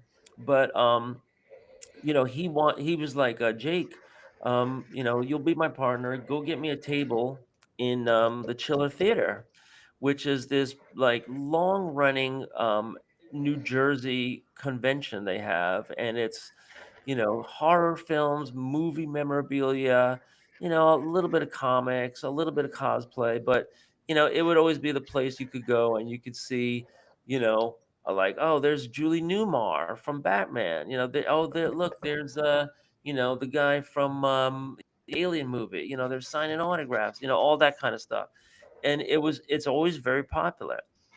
And so he was like, "Go get me a table, and we'll go do this Chiller Theater on some weekend. They're having one in October, and we'll get all the movie stills." And he was like, "We'll make out great. We'll make a fortune. Blah blah blah."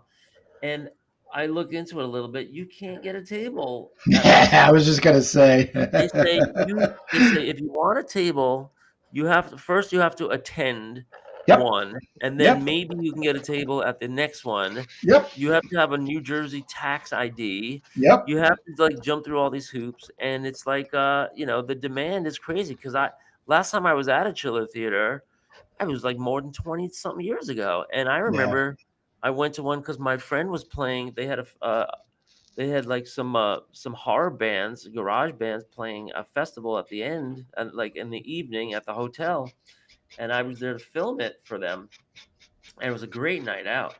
But there's a scene there. There's a really like And vibrant. they're protecting it. They're fucking protecting it, which is great.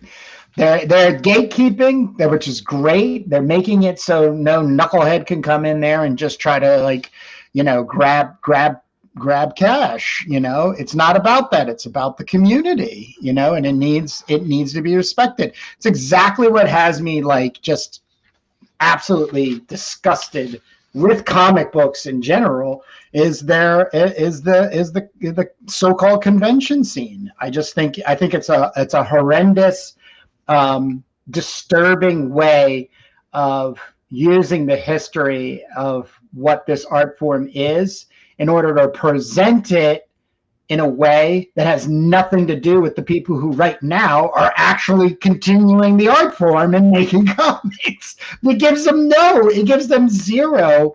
And any Tom, Dick, and Harry can come in there, and you got people knitting socks and doing bootleg prints and they're sucking up the cash and the time. I mean, it has nothing to do. That's why I see 3 people Indie Creator Comic Con.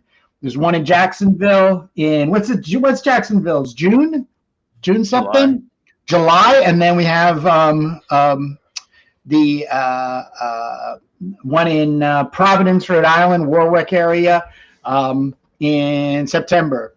So start planning, start saving your money, because Jake and I have both submitted to both. You submitted to both. I've only submitted to the Providence one, but I'm going no matter what, because it's all about comic books and the people that make them.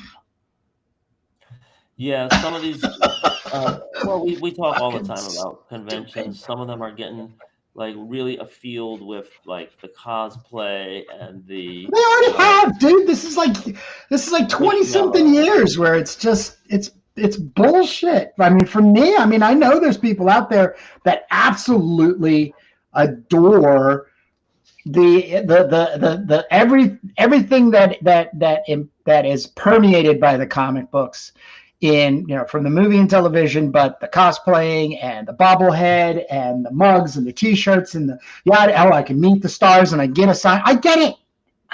It's great for the family. Everybody can participate. I get it. But as a creator doing their best to make the art form in America stand on two legs, straight and proud, it's a huge failure. It's a huge freaking failure. Well, yeah, if you're a purist, like I think a great example was this year's New York Comic-Con, because I didn't go. It's in the fall every year, and it's very well attended, and people come all over, and the big companies have all these giant displays. They brought these gargantuan statues, or whatever you call it, of these manga characters. Like you could see Naruto and Goku and everybody that were like 50 feet high, like sculptures or whatever, like giant effigies of the characters, that were promoting their stuff. But I saw the replay on YouTube. There was all these great walkthrough videos. And yeah. I sat there at length, because there was one guy that he tried to go table to table. And, there's hundreds of tables, so it's going to take a while. And so sometimes, he's just like really just rushing past and all that. And everything you're saying resonates with me. I totally agree. But then the guy finally, it was like a separate video. They finally got to Artist Alley. Right. And that's when I was like, well, now this is great, because all the artists were there and they were selling art. They're selling comics. They're signing stuff. You can talk to them.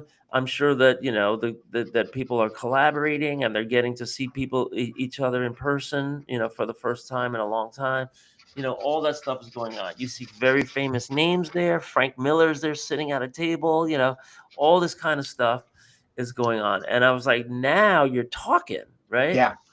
But it was like I had to go through like 4 videos to find this. Well, he's going to get more watch time showing all the other bullshit. That's 90%, if not 95% of the people out there. They're not here with us right now, I'm assuming. The people that are with us right now watching, whether it's our live stream or actually on the replay, are enthusiastic about the comic book creating process.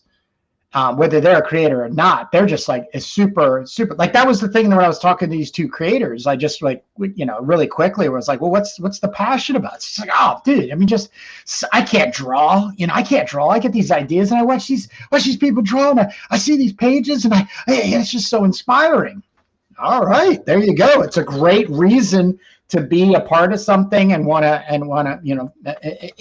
have 1,000 times more respect for somebody who buys comic book art at like $1,000 a page than I do for anybody that's wandering around. What's this? Where's this? No. I just don't have any time for it. There's no bandwidth in my brain that's going to be like, yeah, man, that's cool. No, it's not. It's just not, to me. It's not cool. It's there. It exists. I'm not asking it to disappear. I'm just asking, which is happening with Indie IC3, Indie Creator Comic Con. We have an opportunity here to actually build something that's honestly committed to the people who are actually making the stuff that everybody's become obsessed with. Right. Well, there's a lot of overlap with the IC3 with this, you know, big big business with original art, selling, and so it fits very nicely into their business model. I know they kind of partnered or whatever, or they got acquired by comic art fans, but that's where they live and that's where they make their bread and butter. So there's a reason behind that. But at the end of the day, I know Kurt and I can be very grumpy, and we say, oh, this isn't the real comics. At the end of the day, it's all just about people doing business and making money, whatever, and they'll sell you a dead fish if you're willing to pay for it. Like, whatever people are willing to pay, it's a supply and demand thing. And the reason why all this stuff is growing outside of comics, I think, is because comics is probably oversaturated. And Marvel and DC are the worst offenders, putting out 10 Spider-Man titles a month. Sure. Like, Sure. you're hurting yourself, But I guess they're selling enough of it to make it worthwhile. I don't know. I mean, right now DC is up in the air because they're part of the whole Time Warner acquisition, and it's a bidding war between like a Netflix and Paramount, and these are literally like a-hole billionaires that are trying to get movie franchises made because they want to sleep with models. It's like, there's so much involved here, like besides like these comic properties, but they're all been kind of like consolidated. And wouldn't you love to see just DC completely split apart from, I don't care. I don't Universal, care. Paramount, Time Warner, I've never cared. I've never cared about DC, and I'm not ever going to care about DC. Well, I can't say never, because maybe DC, because of Jim Lee and what he's been chammering about, actually does something, does something to benefit. Like, here's the other issue. Okay, the way artists and creators are treated in this country has hands down always been the problem. Now, I can't speak for Europe and Japan, but I know for a fact that whether you're one mangaka or a mangaka running a studio, you are completely financially interfacing with said publisher, Shonen Jump, or whoever. Yeah. And then the deals roll up from Tokobans, which are the collections, into the animation, so on and so forth. You're an integrated part of the industry. You know what I mean? Like, it's not raining yen in Japan on creators. It's not what I'm trying to say, but there is at least some equilibrium with the corporation and the creator, which has to find and will find meaning. Here, it's always displaced. It's always displaced, and I don't know if it ever will, because have some kind of equilibrium, because we are so capitalist at profiting and gains.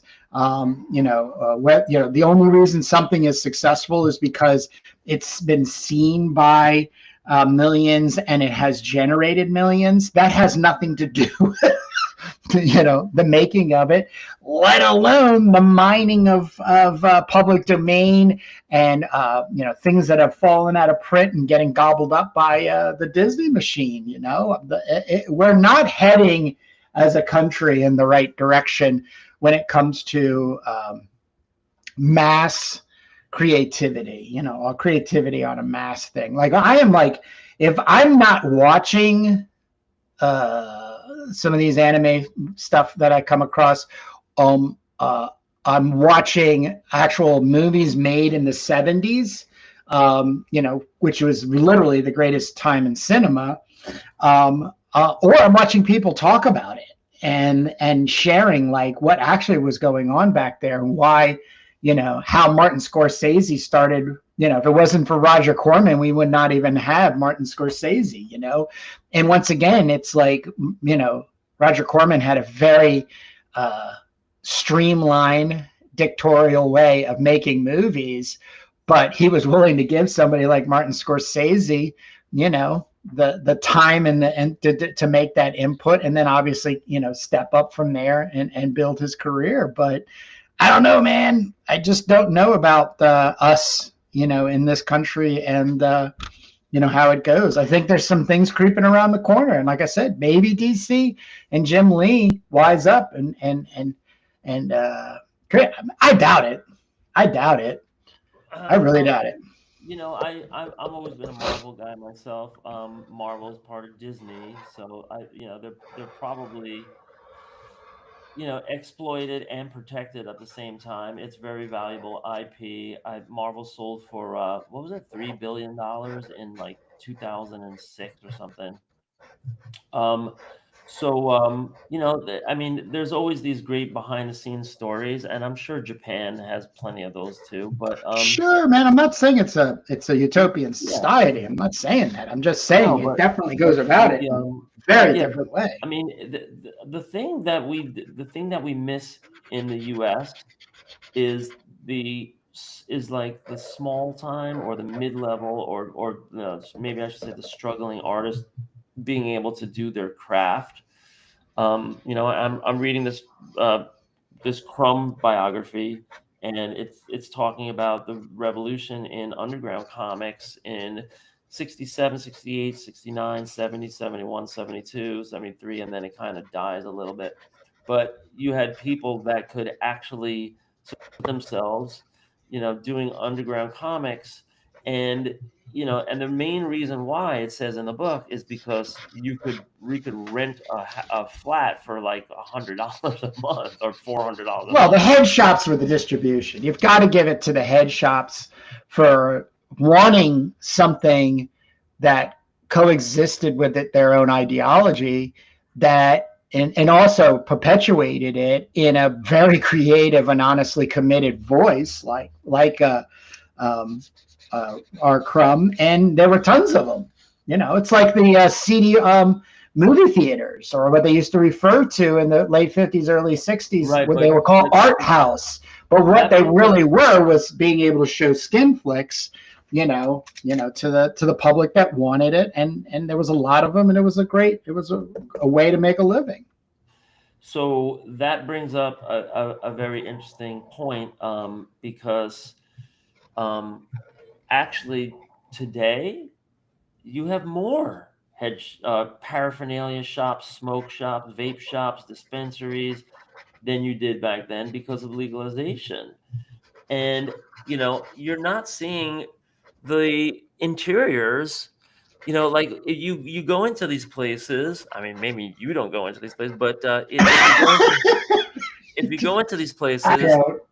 they're very I don't. sterile, and they have these glass counters, and they have, and you could literally just buy weed out in the open now, or you could buy, gummies, edibles. They have all kinds of products. You can get it in a soda now. You can get it in a coffee drink now. You can get it in a gummy bear. You can get it in all the stuff. But you walk into these places, and it's basically people that are looking to get high. Let's face it. Like, not so many people are buying the CBD as are buying the THC. And these places are sterile environments with glass cases and bare walls. And why don't they have trippy blacklight posters up on the wall? If you're not going to sell them, at least have it there for decoration, because you're appealing to the stoners of the world. And if you go into any college town, you go in and they have like a big bong shop, and they have all these black light tapestries just lining the walls, and they're selling them, and they're doing all this kind of stuff. So where is all that? And Well, the answer to the go question ahead. is, um I did go into this place in Queens because I was walking down the street, and I saw comic art hanging on the wall, original comic art Oh, hanging on the wow. wall. And I walk in, and it's a cannabis dispensary, and it turns out that every Friday night they have an art exhibit, and comic art is just one of the styles that they exhibit. There's also paintings and other stuff. It was a big place, so they have all these walls, and what a great idea. So, how come you know, these stores, you know, can't branch out a little bit and sell some, you know, if you're not selling comics, at least sell the stupid posters, right? You know, like the you know, the Jimi Hendrix posters or whatever. But you know, you could also be selling comics, and you could be doing a lot of cool stuff. Just a suggestion: if anybody out there has a local store, bring in a little stand. You know, if you bring them the little metal stand where the comics sit on, they'll be like, "Oh, okay." And you're like, "Look, can I just drop this here? And there's 50 comics here to start out. Now come back in a week or 2 weeks. And if you sold them, you know, give me the money, you know, half the money, 50-50 split, whatever the deal is. And then see if you can get something going, for God's sakes." You know, it's a perfect marketplace with all of this retail store already existing, and it's a proven model because what Kurt is talking about, it's already been the norm, you know, for years and decades, to people to go into a head shop and buy some Freak Brothers comics, right? So you know, so what's the difference now? It's just that the comics are not like that uncensored, like the I think you're delineating a group of people who want to get high with the equivalency of what it was like in the 60s and 70s was stoner culture. The other time, I mean, the places that I've gone to with friends, you know, and out of strict curiosity, not, I mean, I just don't care for it in multi ways. But it reeks of like a coffee shop. Do you know what I mean? Like they are equal to, you know, a Starbucks barista, a snobby little barista, you know, taking your order and, you know, judging you on your order, like that kind of thing. Like it's just not a dirty hippie culture anymore. And the other thing too is that, you know, there was distributors of people in comics, you know, Bud Plant. I don't know if anybody gets the why it was called Bud Plant, but that's what he started as. He was driving around in a truck full of underground comics, selling them to head shops. You know, the biggest thing too that caused, I think, comics to explode within that culture was R. Crumb doing Janis Joplin and what was it, Big Brother and the Holding Company's album cover. So, I mean, wow. That's like a billboard on every freaking interstate in the United States of America. Which then, if you're in dirty hippie culture, you know, and smoking weed and go to a head shop to get a new bowl or bong, why wouldn't you get the Furry Free Brothers? Why wouldn't you get Zap? Why wouldn't you get these things? Because it's all within the integrated culture. I think it's another thing too.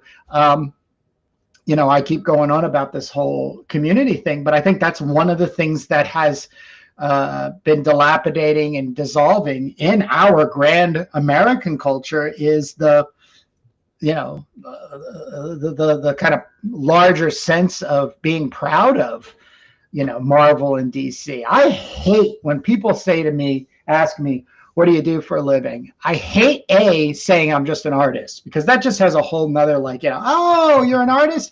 I have a dog. Can you do a portrait of it? Yeah. Or it's worse when my passion is comics and I say, oh, I'm a comic book artist. Oh, my kids, they just love, what's it called?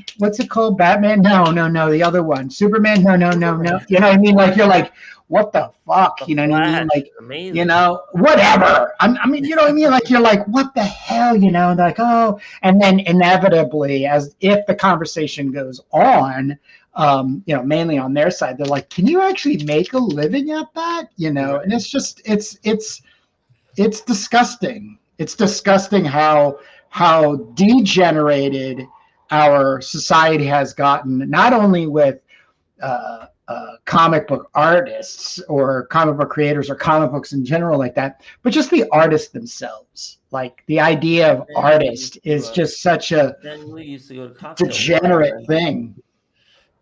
Stanley used to go to cocktail parties and tell people, yeah, you know, I'm in publishing. Yep. You know, really? Yep. Yep. Was they, you know, the children's publishing, whatever.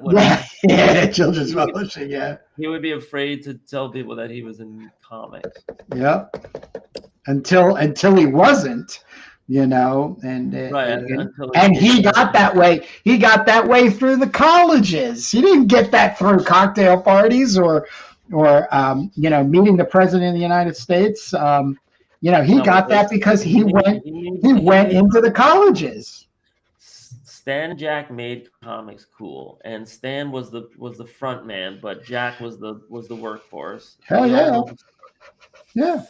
So, but it wouldn't exist if you didn't have Stan Lee doing the legwork that he did. I have mad respect for Stan Lee. Yeah, He was a hell of a promoter, and a barker, as they used to call him. Somebody just stand there in a soapbox and just talk about how awesome this is and why and you should get there and stuff. So Jack Kirby can sit, at a table smoking a cigar with a pencil and a piece of paper and hammering out, literally the foundation of our entire industry. Yeah. I mean, come on, it's awesome. I mean, that's the other thing though, is as maybe I get like hyperbolic and pretty hysterical in the way that I go about it. A lot of that energy coming up out of my guts and spewing out is I love being a comic book artist. I love being in a part of this, and I love figuring it out. You know what I mean? And I feel like I have figured it out by working with you on Turbo this way, and then all the incredible people that are gathering around the community on CromwellBarbarian.com for the next Crom Anthology. So, yeah. So that's what we're doing. We're trying to be Stan and Jack, and for our own ideas, and put it out. And you got to be a little bit of a carnival barker. That's what the social media. Nobody's gonna sell you. Nobody's gonna sell you any better than you sell yourself. And if you can't sell yourself, then it's not going to happen. And if somebody does sell you, they're taking a greater cut of it at the end because they understand the value of it better than you do. Right. And that's happy capitalism in the United States of America. Right. You could be like Stan and Jack. A lot of people compare them to Thomas Edison and Tesla, right? That a lot of people make that. I've never heard that. I wouldn't even want to go. I don't see any. That's silly. That's silly. Look, these two guys, all right, were opposites were opposite sides of a coin. Okay. And that coin cannot physically exist without having the other. It just doesn't happen. And the best part of it is it's also referred to as a storm, a quiet storm. It was brewing. Obviously, Jack was there at the beginning of comics, and just kept moving and making and it just understood every facet of telling a great comic book story. But at the end of the day, it was Marvel that was paying his living wage, and keeping things in sustainability. And then with the advent of Stan telling his wife he wanted to quit, and his wife was like, just write your comic, make what you want to make, right-wise, which whether it, Spider-Man is actually, or Fantastic Four are actually his complete ideas. That's what has people divided between Stan and Jack, right? But they went and did it. It happened, and it created this massive explosion of $1 billion industry. Yeah, but how many people have made not only an existing career out of it, but were able to be creative, like we're a creative person that was now housed within the Marvel making comic book machine, and did it. I mean, it's pretty awesome. And the stories about the management and arguments going across the street to DC, all that kind of stuff. It's all just brilliant. A U.S. history of an incredible art form. Yeah. That's where we live. And I also put in an application for a table at the High School of Art and Design's annual, what they call it, fanfare, but it's their Comic-Con, and they do it to raise money for the PTA. And that this is a high school in New York City that has had the most famous comic artists ever, John Romita, Mark Shera, Neil Adams. They all went there. Frank Brenner. I mean, the names just go on and on. Carmine Infantino, and they have this rich history, and they're still cranking out, these talented young comic creators today. So every year they have this fundraiser.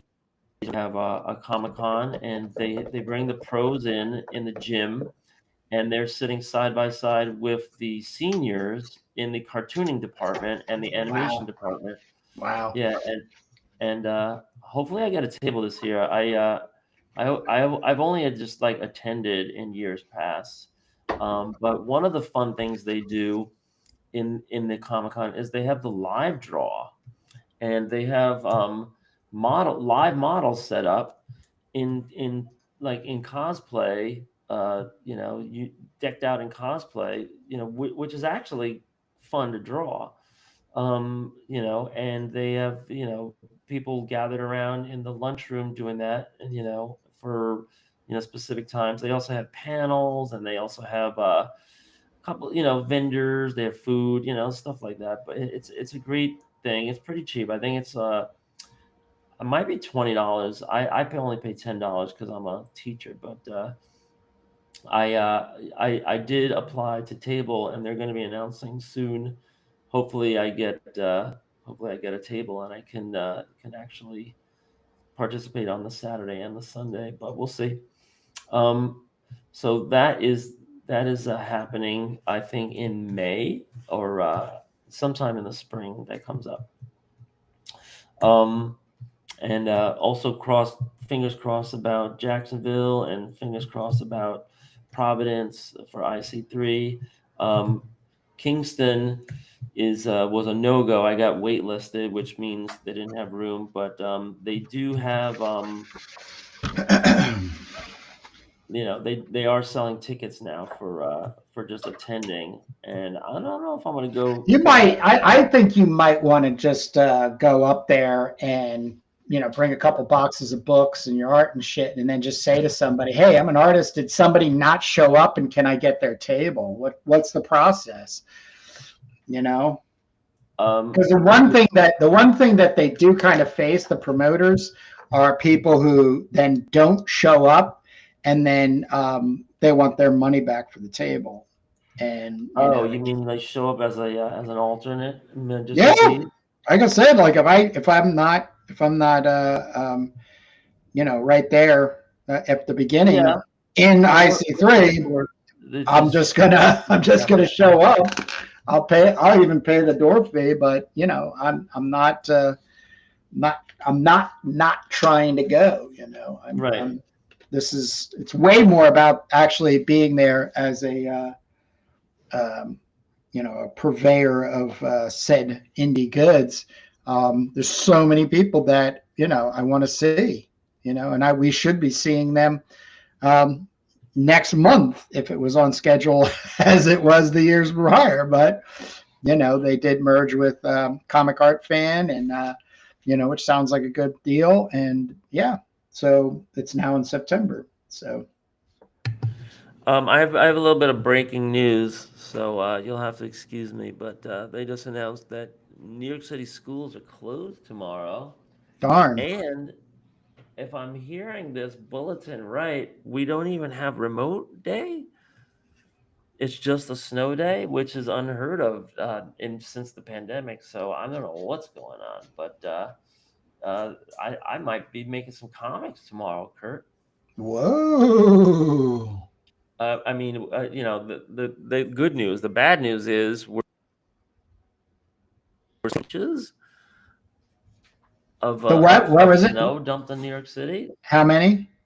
12 12 to 15 or 12 to 18 Yeah. was the latest I heard. Yeah, it's been raining since this morning, and I don't understand how this storm is supposed to be as bad as it is down by us, because I mean, tonight we're supposed to get the big dump of snow by 8 to 10 inches, but temperatures don't fall below, like, I think 30 or something. I don't know, man. I don't know. Yeah, I mean, people I'm are not going to worried about care it. if they're listening to this I on don't worry replay, about but it. we're talking I about the give a weather. shit. But I was just that was pretty exciting news. A traditional snow day, Congratulations. and then Tuesday will be kind of in the air too. I'm in play. I mean to say, as to what happens, then, because I don't know how if they get a high amount of snow, like 18 inches,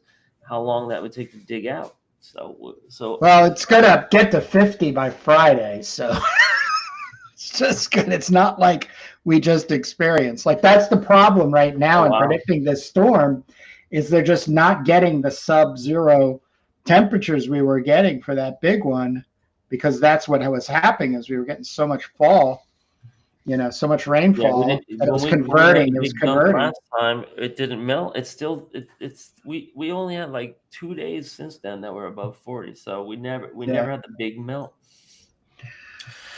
Yeah. Isn't it exciting? So The weather. something else I wanted to show, Kurt, is I found this director. I was flipping around in that book that you guys bought me, which was so nice. It's like a great resource. It's Well, that was the post-apocalyptic guide to every movie ever made. yes, Dan Snoke and I got for you. it's called World Gone Wild, and it's it's like hundreds, if not thousands, of movies you can watch that are all kind of like the same formula: a guy in a car, or maybe like there's an outbreak movie, or there's like zombies or whatever. But I looked up this movie, and it was from the 2000s. It's called Blood Fist, um 5000 or something, or it was, Jeez. and Blood. so I looked it up. So when I looked it up, I saw the little tab that said more from this director. Yeah. And I click on that, and so there's this director that goes back in. Let's see, let me give his name. It's Cirio Santiago, um, and he's been making movies since the 70s. So I Wow. went all the way back to the beginning, and the first like movie that I could find that was like free on Tubi with ads.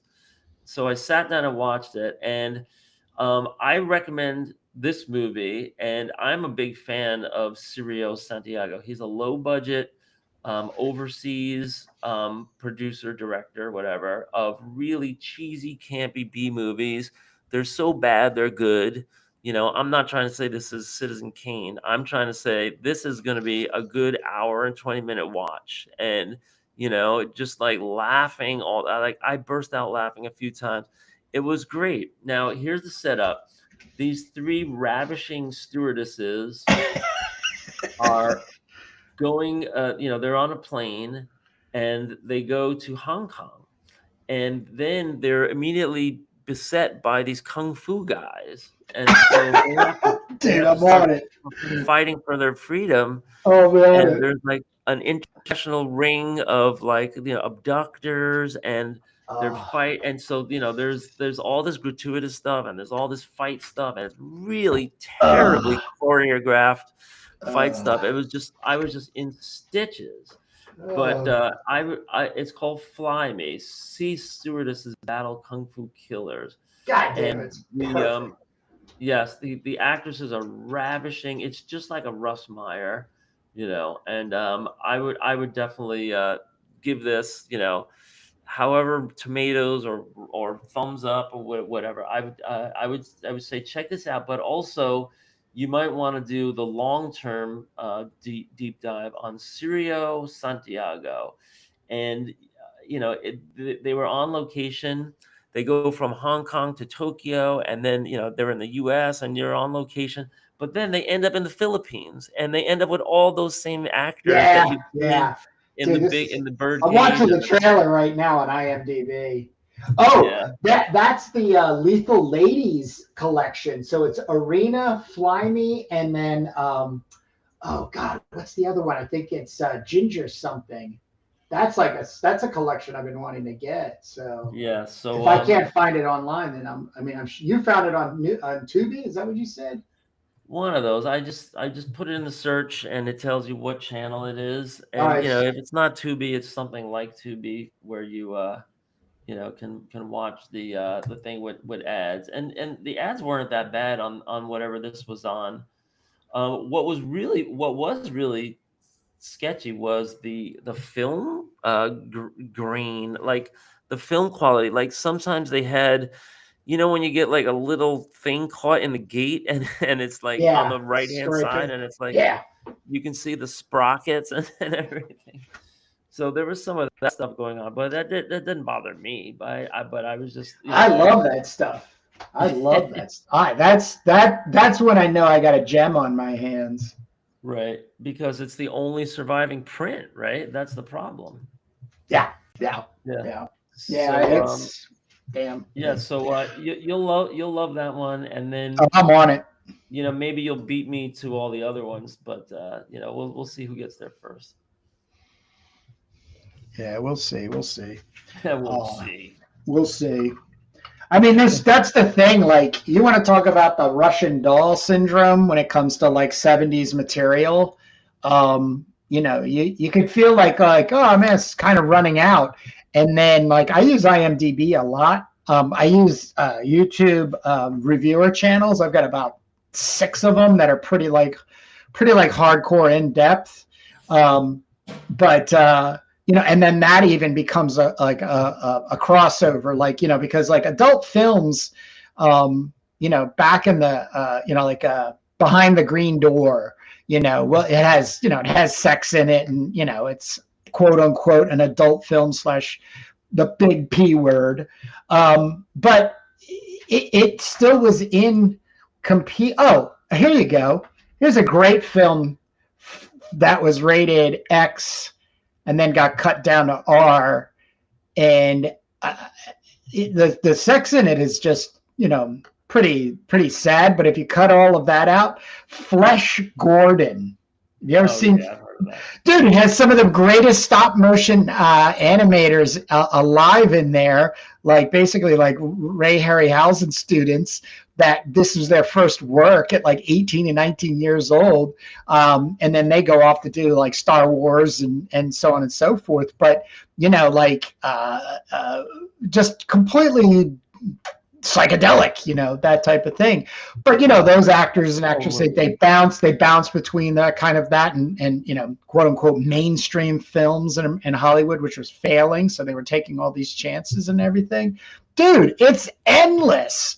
Like that book, Dan and I got you, that's just for post-apocalyptic / dystopian movies. I mean, and like it just did for you. You go catty corner on the director, and the next thing you know it, you find 15 films, and you think, God damn! I mean, I'm not getting any younger. Yeah. I got into. So do you know what movie? I just found this out. Never knew this. As much as I've been involved with ninjas. And it's a bit embarrassing, to say on public, but do you know the first movie that officially featured in it ninja? You mean a ninja? The first one that had a ninja in it? Not just a guy in a costume. Like it was a part of the storyline, and they're a part of the. Yes, you're gonna tell me. Killer Elite. By Sam Peckinpah. It was one of his last movies. Wild Bunch, that whole kind of thing. And it has James Caan and shit. Who is it? Like I gotta tell, dude. I'm totally trying to track this one down. And basically, it's all about the killer elite. I mean, these are assassins, and they're trying to kill this assassin, and not that killer elite. No, give me the 75. Yeah, the killer elite. James Caan. James Caan. Jesus, look at that motherfucker. Robert Duvall. That's got goddamn ninjas in it. 1975, 2 hours and 2 minutes. Dude, it is, and it's the first, they have like a showdown with like Japanese Asian mafia types that have like this killer force of ninja in it. So like, and that was based on watching one of these guys reviewing the quote unquote their best top, I think it was like 15 ninja movies, which I have to say, out of those 15 ninja movies, I definitely saw 10, if not 12 of them. But there's now like almost 5 of them that I got to track down and get into. But just great shit. I'm sure you'll be fine. I'll be, yeah. I'll make it. Yeah. It's great. Yeah. So that book is great if anybody wants to pick it up. But one surprise is that there's pages and pages and pages of, I mean, when you get to the listing part where they're not talking anymore, they're just listing movies and they're giving their like review. Is like how much of these movies are made in the 2000s. I never realized that there was so many low budget movies out. So you know why zombie movies are so prevalent? This is not me. Somebody told me this, like, in passing, and I've heard this many times. All you need for a zombie movie are a bunch of people in tattered clothes and crappy makeup running around in the woods with fake blood. That's it. Yeah. And a camera. That's all you need. You don't need a script. You don't need. You know what I mean? So the production value is at 0.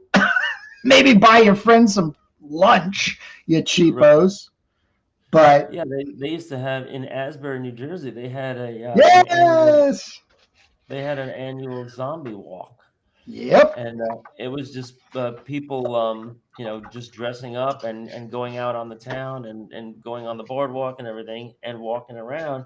And my band played Asbury one year. Oh, really? The night of the zombie walk. Yeah. So all these people were showing up at the gig with tattered clothes and blood on their face and everything. And I was thinking the same thing. Like, why doesn't somebody take all these people outside and run a camera and make some footage of this and have some fun? It's a great question. But yeah, probably the most popular one has been The Walking Dead, right? The series on Netflix. Yeah. And it went on for like, I don't know, 10 seasons or something. Yeah, I don't know. Got no love for zombies. Yeah, but it was a comic, an indie comic to start out with, right? Yeah, Kirkman. Right, and I have number 1, and I think it's rising in value because I saw somebody posting it on Instagram, and I was like, I got that, but I don't know how much worth. It was just in my stuff. I don't know how I got it. But yes, you got your zombie movies, and then the rip-off Mad Max movie, which we call post-apocalyptic movies now. It's its own genre, but let's face it, they're all just trying to hold a candle to Road Warrior. And it's interesting to see how they rip it off and what they do differently. But there's really only one Road Warrior, and I'll be right back. That's my favorite movie of all time. Kurt knows, and I've also loved to see these sequels that have come out. Fury Road I loved, and Furiosa I really loved. I loved Furiosa better than Fury Road, but I thought Fury Road was great. It had a male and a female protagonist that were in kind of like conflict with each other, you know, sharing the screen and sharing the spotlight, but then, you know, by necessity, they have to collaborate. Tom Hardy was the new Mac, and yeah, I can't wait for the next Furiosa to come out. I think the problem with the Road Warrior franchise now is just that the owner is just getting too old, right? He's getting super What, old. George What's his name? Miller? George Miller, yeah. I just saw an interview with him, like with Roger Rodriguez did an interview with him, and look it up on YouTube because pretty freaking fascinating stuff. Yeah, I'm not going to ruin any of it, but there's some really good like spicy bits in there that George divulges about the first one. It takes Mad a good Max. couple of years to put one of these movies out, and so he needs to be grooming his replacement. I think if these movies are going to continue on. I don't think he gets that. I don't think he's going to get that. I wouldn't be surprised if they didn't own it anymore, like in the way of like production control. That would be my biggest question would be how much. I mean, I'm sure he holds a huge amount of weight in the production value of said movie being made, Mad Max and everything. But there's got to be like whoever is floating a larger bit of the distribution and stuff like that. They're, you know, being dicks, you know. So we'll see. Yeah. You're never going to get the innovation of, I mean, you've never watched like a George Miller interview. You know, he did a movie that if you watch with it's actually used as one of like the 3 cornerstones or 4 cornerstones for the best films ever made. Babe the Pig.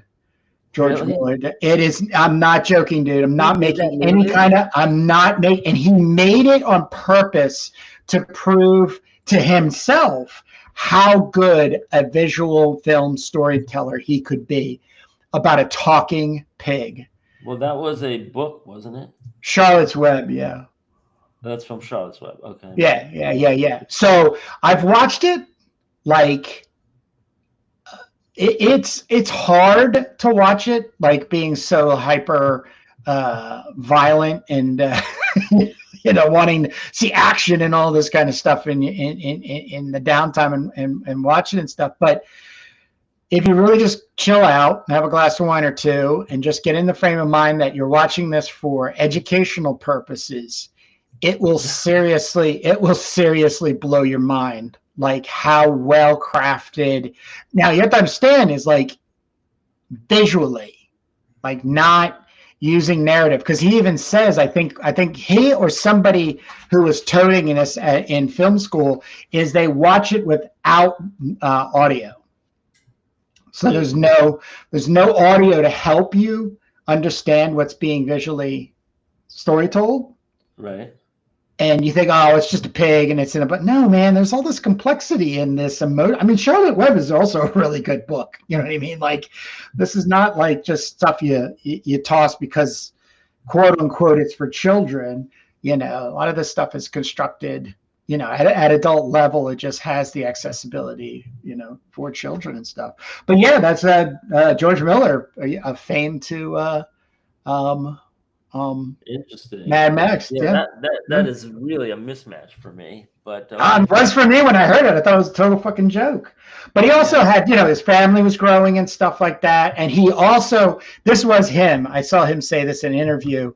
I think he has 2 or 3 kids or something to that extent. But he said if there was anything that his children, if they wanted to follow in his footsteps, he would rather it be that movie than the Mad Max movies. It was almost like it would like confuse them. Like, well, oh, this is so acclaimed. It was so successful. And I was a kid when Dad was making this, and you know, they might follow more into that instead of this post-apocalyptic existential dread movie.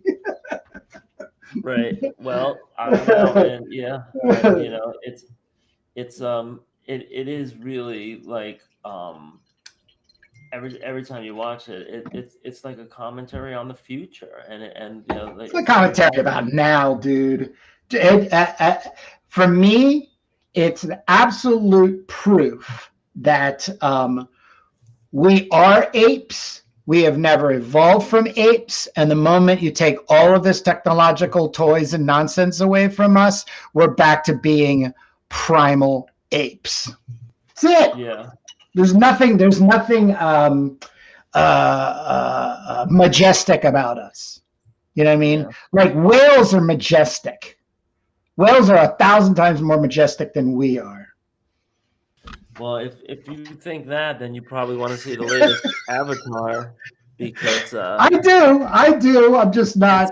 it's not whales. It's these whale-like creatures that they really Right. like. I think James Cameron, you know, speaking of big, you know, franchise directors, Yeah.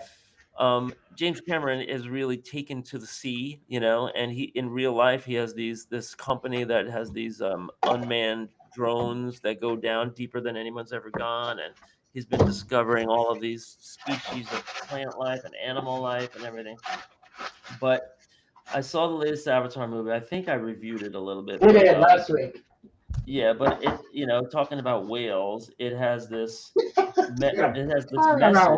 The second movie in a row that has this message about, you know, whales and how sacred they are and how noble they are and everything. But yeah, plenty of fun to be had for the whole family for sure. I just accidentally erased part of my letter here. So yeah, hopefully I'll be hopefully I'll just continue my vacay and being able to work on stuff. If I can get through this 11 pager, I can move on to other things. Like move on to the dude. If next Sunday we're basically just in the like putting together the first pages and all that zine page stuff, dude, we would be solid as a rock, yo. Yeah.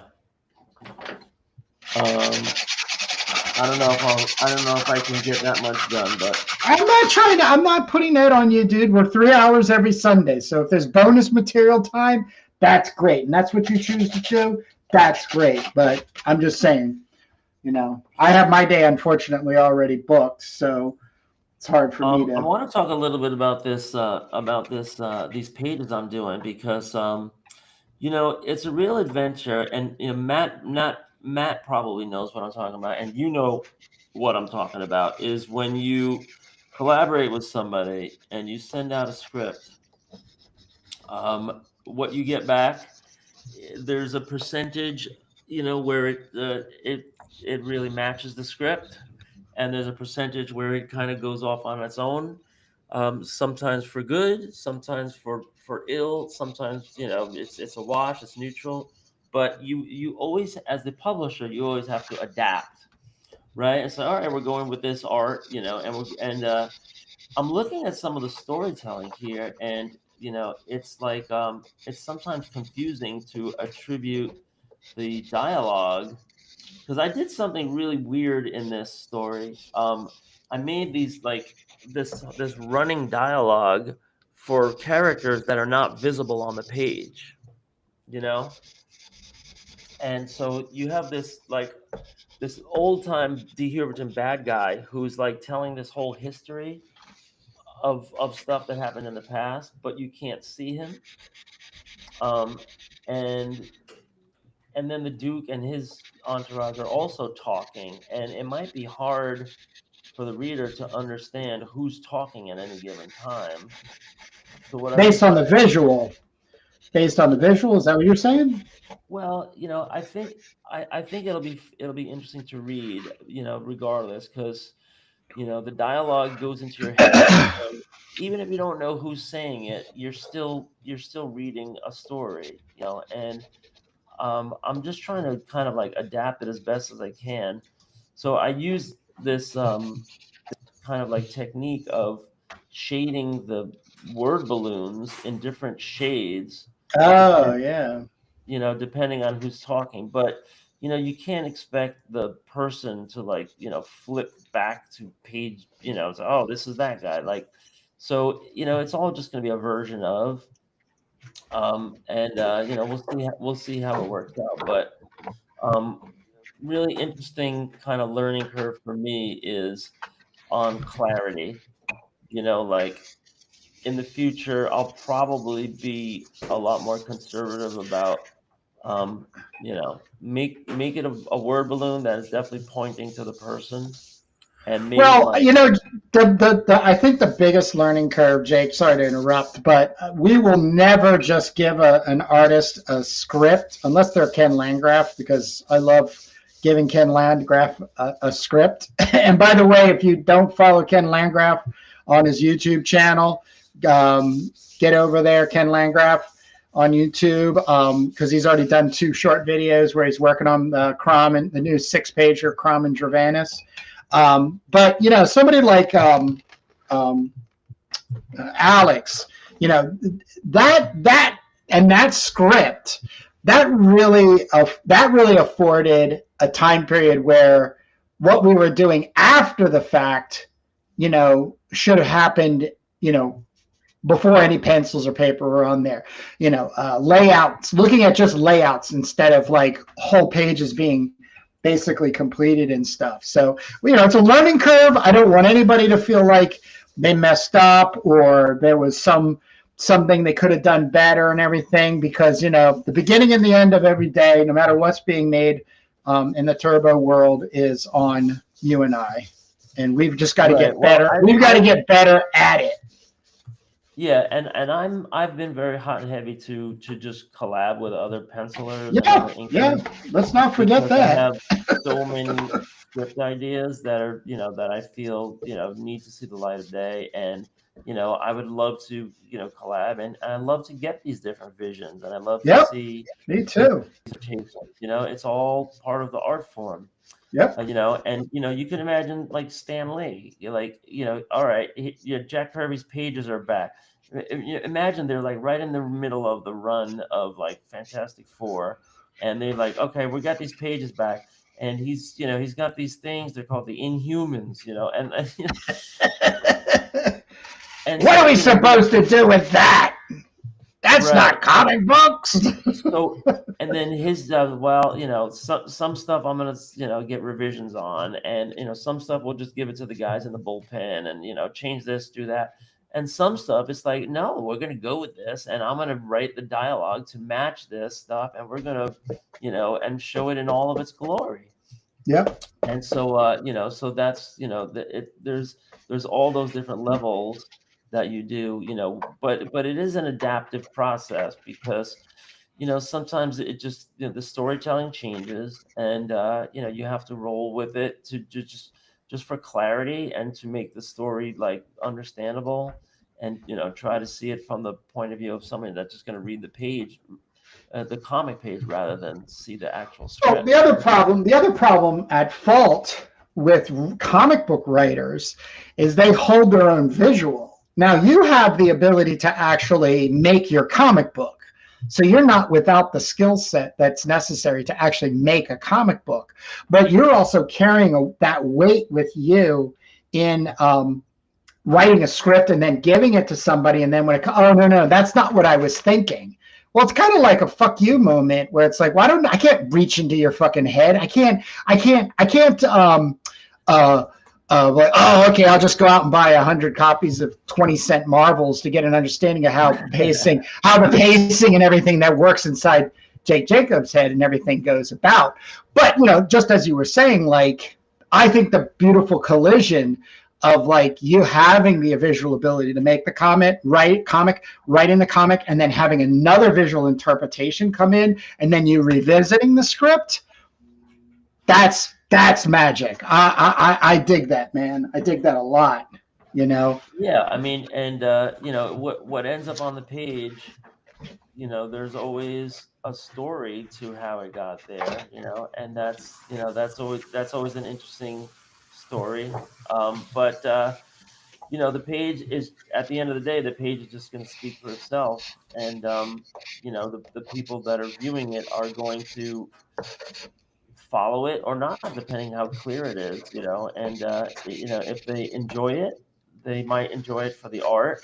I mean, one thing that you have to admit is that writers, right?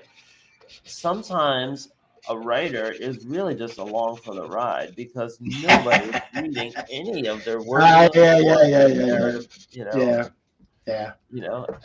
And I've always wondered about that, like if they have like a complex about that, because they probably say, oh, I got your comic, and then you sit down and try to have a discussion about it, and they don't know a thing about what you're talking about. Yeah. I'm like, well, did you read the comic? And then people have to admit 100% fully out in the open, oh no, I don't actually read. I don't like to read the stuff. Oh god, yeah. Yeah. So that's one of the best things. That's one of the best things about you is you are anti-talking head comic book writer. Like, I think you even I've heard you say things like you can't go like 3 panels without action. Like or something like that. You know what I mean? Like you are so story obsessed. Like you have a story to tell that you don't dialogue vomit or narrative vomit in order to like, I gotta tell everybody like that. Like you literally pick and choose when and where information is going to get deposited in a talking head type of thing, but it's only going to be for like 3, maybe 5 panels max. I mean, we're getting action. So, God bless you on that part, because nobody's going to go like, I don't know if I want to look at that comic. No, you're gonna want to. Right. Yeah. Well, it's a rule that you have to break sometimes. Even me. But it's great to have that rule in the first place. Yep. Because too many of comics are talking heads, and too much explainers mansplaining things to me about your science and your sorcery and your whys and everything like that. Boy, you're killing your story, man. Killing it. Well, yeah, I mean that's the Show thing, not though. tell. The writer needs the writer. They're like, well, I have these great ideas, and they have to get on the page. Sure, will take time. Right. So there's always that tension, But I mean, I see these indie comics, and it's like, the cover doesn't have a talking head. So why isn't, that's my question. Why isn't the comic more like the cover? Yeah. Why isn't the whole comic more like the cover? Like, that's my big complaint, Yeah, frustrated prose writers, that's the problem. Yeah, I mean, and you can have great comic like ideas going on, but the Denny O'Neil said the best way to do that is through the action. And you can take all of that stuff that you were going to put on that page with the talking heads, and you can scatter it throughout the action, right? I mean, when you think about it, Master Kung Fu or Spider-Man, like, they're fighting Mysterio against the wall, and they have so much to say. But in real life, if you were fighting somebody, you'd be just like grunting, like breathing and trying to catch your breath. You wouldn't be saying, "Oh, it's easy for you to say, Charlie. That's the 3rd time today." Like all these snappy comments. But that's why Stan Lee was so amazing at this, because it was all fun and camp and goofing around, inside jokes, and and just having a great time with it. So you can do that, and it makes you think. Denny would say, I think, about how you're going to unpack this story at the end of the day for people, and so that they can internalize it, like a little bit at a time, while they're seeing all this great action, and I don't know if Denny O'Neil got would practice what he preached when he was like in his heyday, when he was a writer. because he was an editor for like decades by the time he was, I was in class. But but he could tell you what a good comic is and what the formula is, and how to hit the right notes, to try to be as professional as possible, like what the industry is looking for. It was a great class for that kind of stuff. That said, who am I to tell anybody, not to break the rules? Like, break every rule you want. I mean, some of the Hernandez brothers comics, it's just talking heads, honestly, and and they work. The people like those heads. He draws like Archie. Yeah, exactly. It's all the Archie stuff. Yeah. Yeah. So and he's getting into a lot of psychodrama stuff, right? It's a lot of different themes that are coming up. It's not kid comics; they're adult themes. So maybe the dialogue is the value there. And I'm not going to second guess somebody that's like 10 times more successful than me. So but I know what I'm looking for in a comic, and I know what I'm looking for, in making a comic. And so that's like everybody tries to say. When you say what genre are you, they say, well, I try to make the comics that I would want to buy. And like, yeah, of course, but but there's a lot of people make a lot of mistakes, and people, there's hit or miss within that, very much. So, at the end of the day, it's a process, and I guess we'll all see what happens when the pages come out. So I'm on a hard out at 1:00. So I'm all done with what I got going on for myself today. Speaking of and to the man himself, Ken Landgraf, which we have a 6-page casualty story, which I know Jake and I are super excited, as well as everybody else. But I was just going to flash up some of the pages as we are kind of grinding ourselves down to completing this episode. So I don't have anything else to share, to be honest with you, other than these Ken Landgraf pages. So if you want to start taking us out, Jake, then we can go ahead and do that. Word balloons on those. Those pages are all finished. This is just all raw art. This is just all the raw art. All the dialogue is done for that 6-page of the first casualty. And as I've said before, these pages are very near to me. Like I have this a pinup and my first 4 pages for Crom and Gervanus. As I said earlier, Crom Anthology #2 is in the works. This time next week will be the 1st of March, which means I will have all of the pages in placeholders, the roughs, if you will, for Crom Anthology 2, which means then there'll be a Crom Anthology mock-up, which will be put together and will be available for purchase, which I'll be also talking and sharing and utilizing for getting things done and put together. So cromthebarbarian.com is where you can find more about what I'm working on outside of the Turbo channel. I also do have a Crom the Barbarian YouTube channel where I do updates occasionally right now, only because I've been spending all my time, like all my other contributors and collaborators, just using the 2 months of January and February of 2026 to get your shit, sketched out, planned out, thought out, written, whatever you have to do. But then once that's out and the mock-up's up, I will be doing a lot more shows, and of course, Jake will be joining me. If not the next one, I have one tentatively, but I'll be doing with somebody, but I haven't put it down. So if they can't make it, then you'll definitely be on it, and it'll most definitely be a Saturday. So okay, yeah. Good to know. Yeah. So yeah, schedule me up. I'm ready whenever you're ready. Cool. So cool. Fun. Exciting. That's very exciting.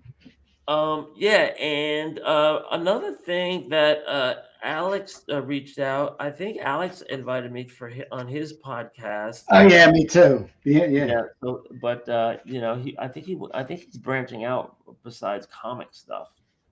What? A little bit. So more to come on that. Alex, it's going to be a game show host. Are we going on a game show? Is that what it is? What do you mean branching out of comics? What do you mean? I want to talk about music. Oh, I see. So he wants to talk to a comic book / musician. Well, we have always discussed how many of our interviewees and contributors and collaborators are all in bands. Yep. So that's not too far afield from discussions that we've had, and we said one day we got to do a an all music thing. I said we should put together a compilation, CD or CDR or a playlist or something, right, to show a sample of all the bands from all these people, but I guess we got to finish A, B, and C first, but yeah. There is a very big overlap between music and bands. I always said the one thing that loses more money than comics is music. So some of the comments I want to get to before we check out. Bat Merck added that Miller was an ER doctor too. That's also a huge chunk of the puzzle of why you get the first Mad Max movie the way it is. So it's super awesome to see that. Thank you, Bat Merck. Saboteur Comics, to answer your question, that is, yes, it's a water-soluble graphite. So I have it in, you saw me kind of scrubbing it in the areas I wanted to get darker. Ooh, I don't want to mess that up. And then this is a piece of sandpaper in this little plastic tub. And then you hear me doing that, and then I just take a brush full of water and mix it in there, and then lay that in there. And that's just to give me a real kind of even, roughy, gray medium value. Not even medium. It's really almost like a 35, 40-ish value in gray. And then I'll start building the blacks back down and then the whites back up, from there. And so in the next couple of weeks, you'll be seeing that happen as I am finishing the last 10 pages of Turbo Pit Fighter issue #1. Hey guys, thanks again for jumping on, making the comments, hanging out with us. Yeah, jump in anytime, and and you could also plug your stuff if you want. So we're gonna be signing off, but if folks want to hang out a little bit longer, I'm gonna be going live on Substack, substack.com/Doommags. Just gonna continue doing what I do here, but also I might do some live draw while I'm at it, and just trying to make some progress. You could also catch our long archive of episodes if you want to binge an old episode and see what we were talking about a year ago, 2 years ago, and our baby steps that we were making and our progress. So that's on our YouTube page. Just look at our binge every episode tab. And then you could also see our creator interviews. That's on our Indie Creator Exchange tab. And finally, we have our cool flip throughs that we do, and that's on our Comics That Influence tab. And if people haven't seen that, I would go through there and maybe spot check a few of those, because we've had some very cool creators on, and it's great to hear all these other people just besides me and Kurt all the time tell their story and see what they bring to the table. I mean, we've had these talks where we just go on, and and you just have so much in common with these people. So, well, one of the persons we're going to have on sooner than later will be Bat Merck, because of he has a comic that's going to be released very soon. Drop the title in the comments real quick before we jump out, because we'll be talking more and more about what you got going on. And that's, once again, if you have something going on, let us know, because this is the platform that Jake and I have built at his house online to hang out, talk about comics, what you're working on, and what's coming on out and everything. So super excited. I know Saboteur's got stuff going as well. Yeah, It's exciting. It's exciting. Like this is 2026 is going to be, it's earth shattering.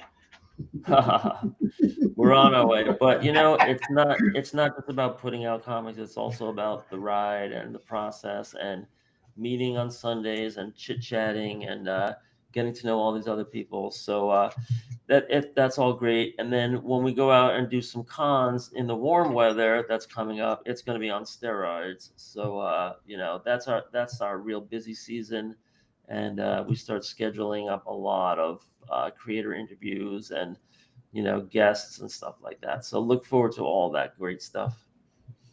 Cool. All right, Jake, let them get back to reading comics, making it that they choose.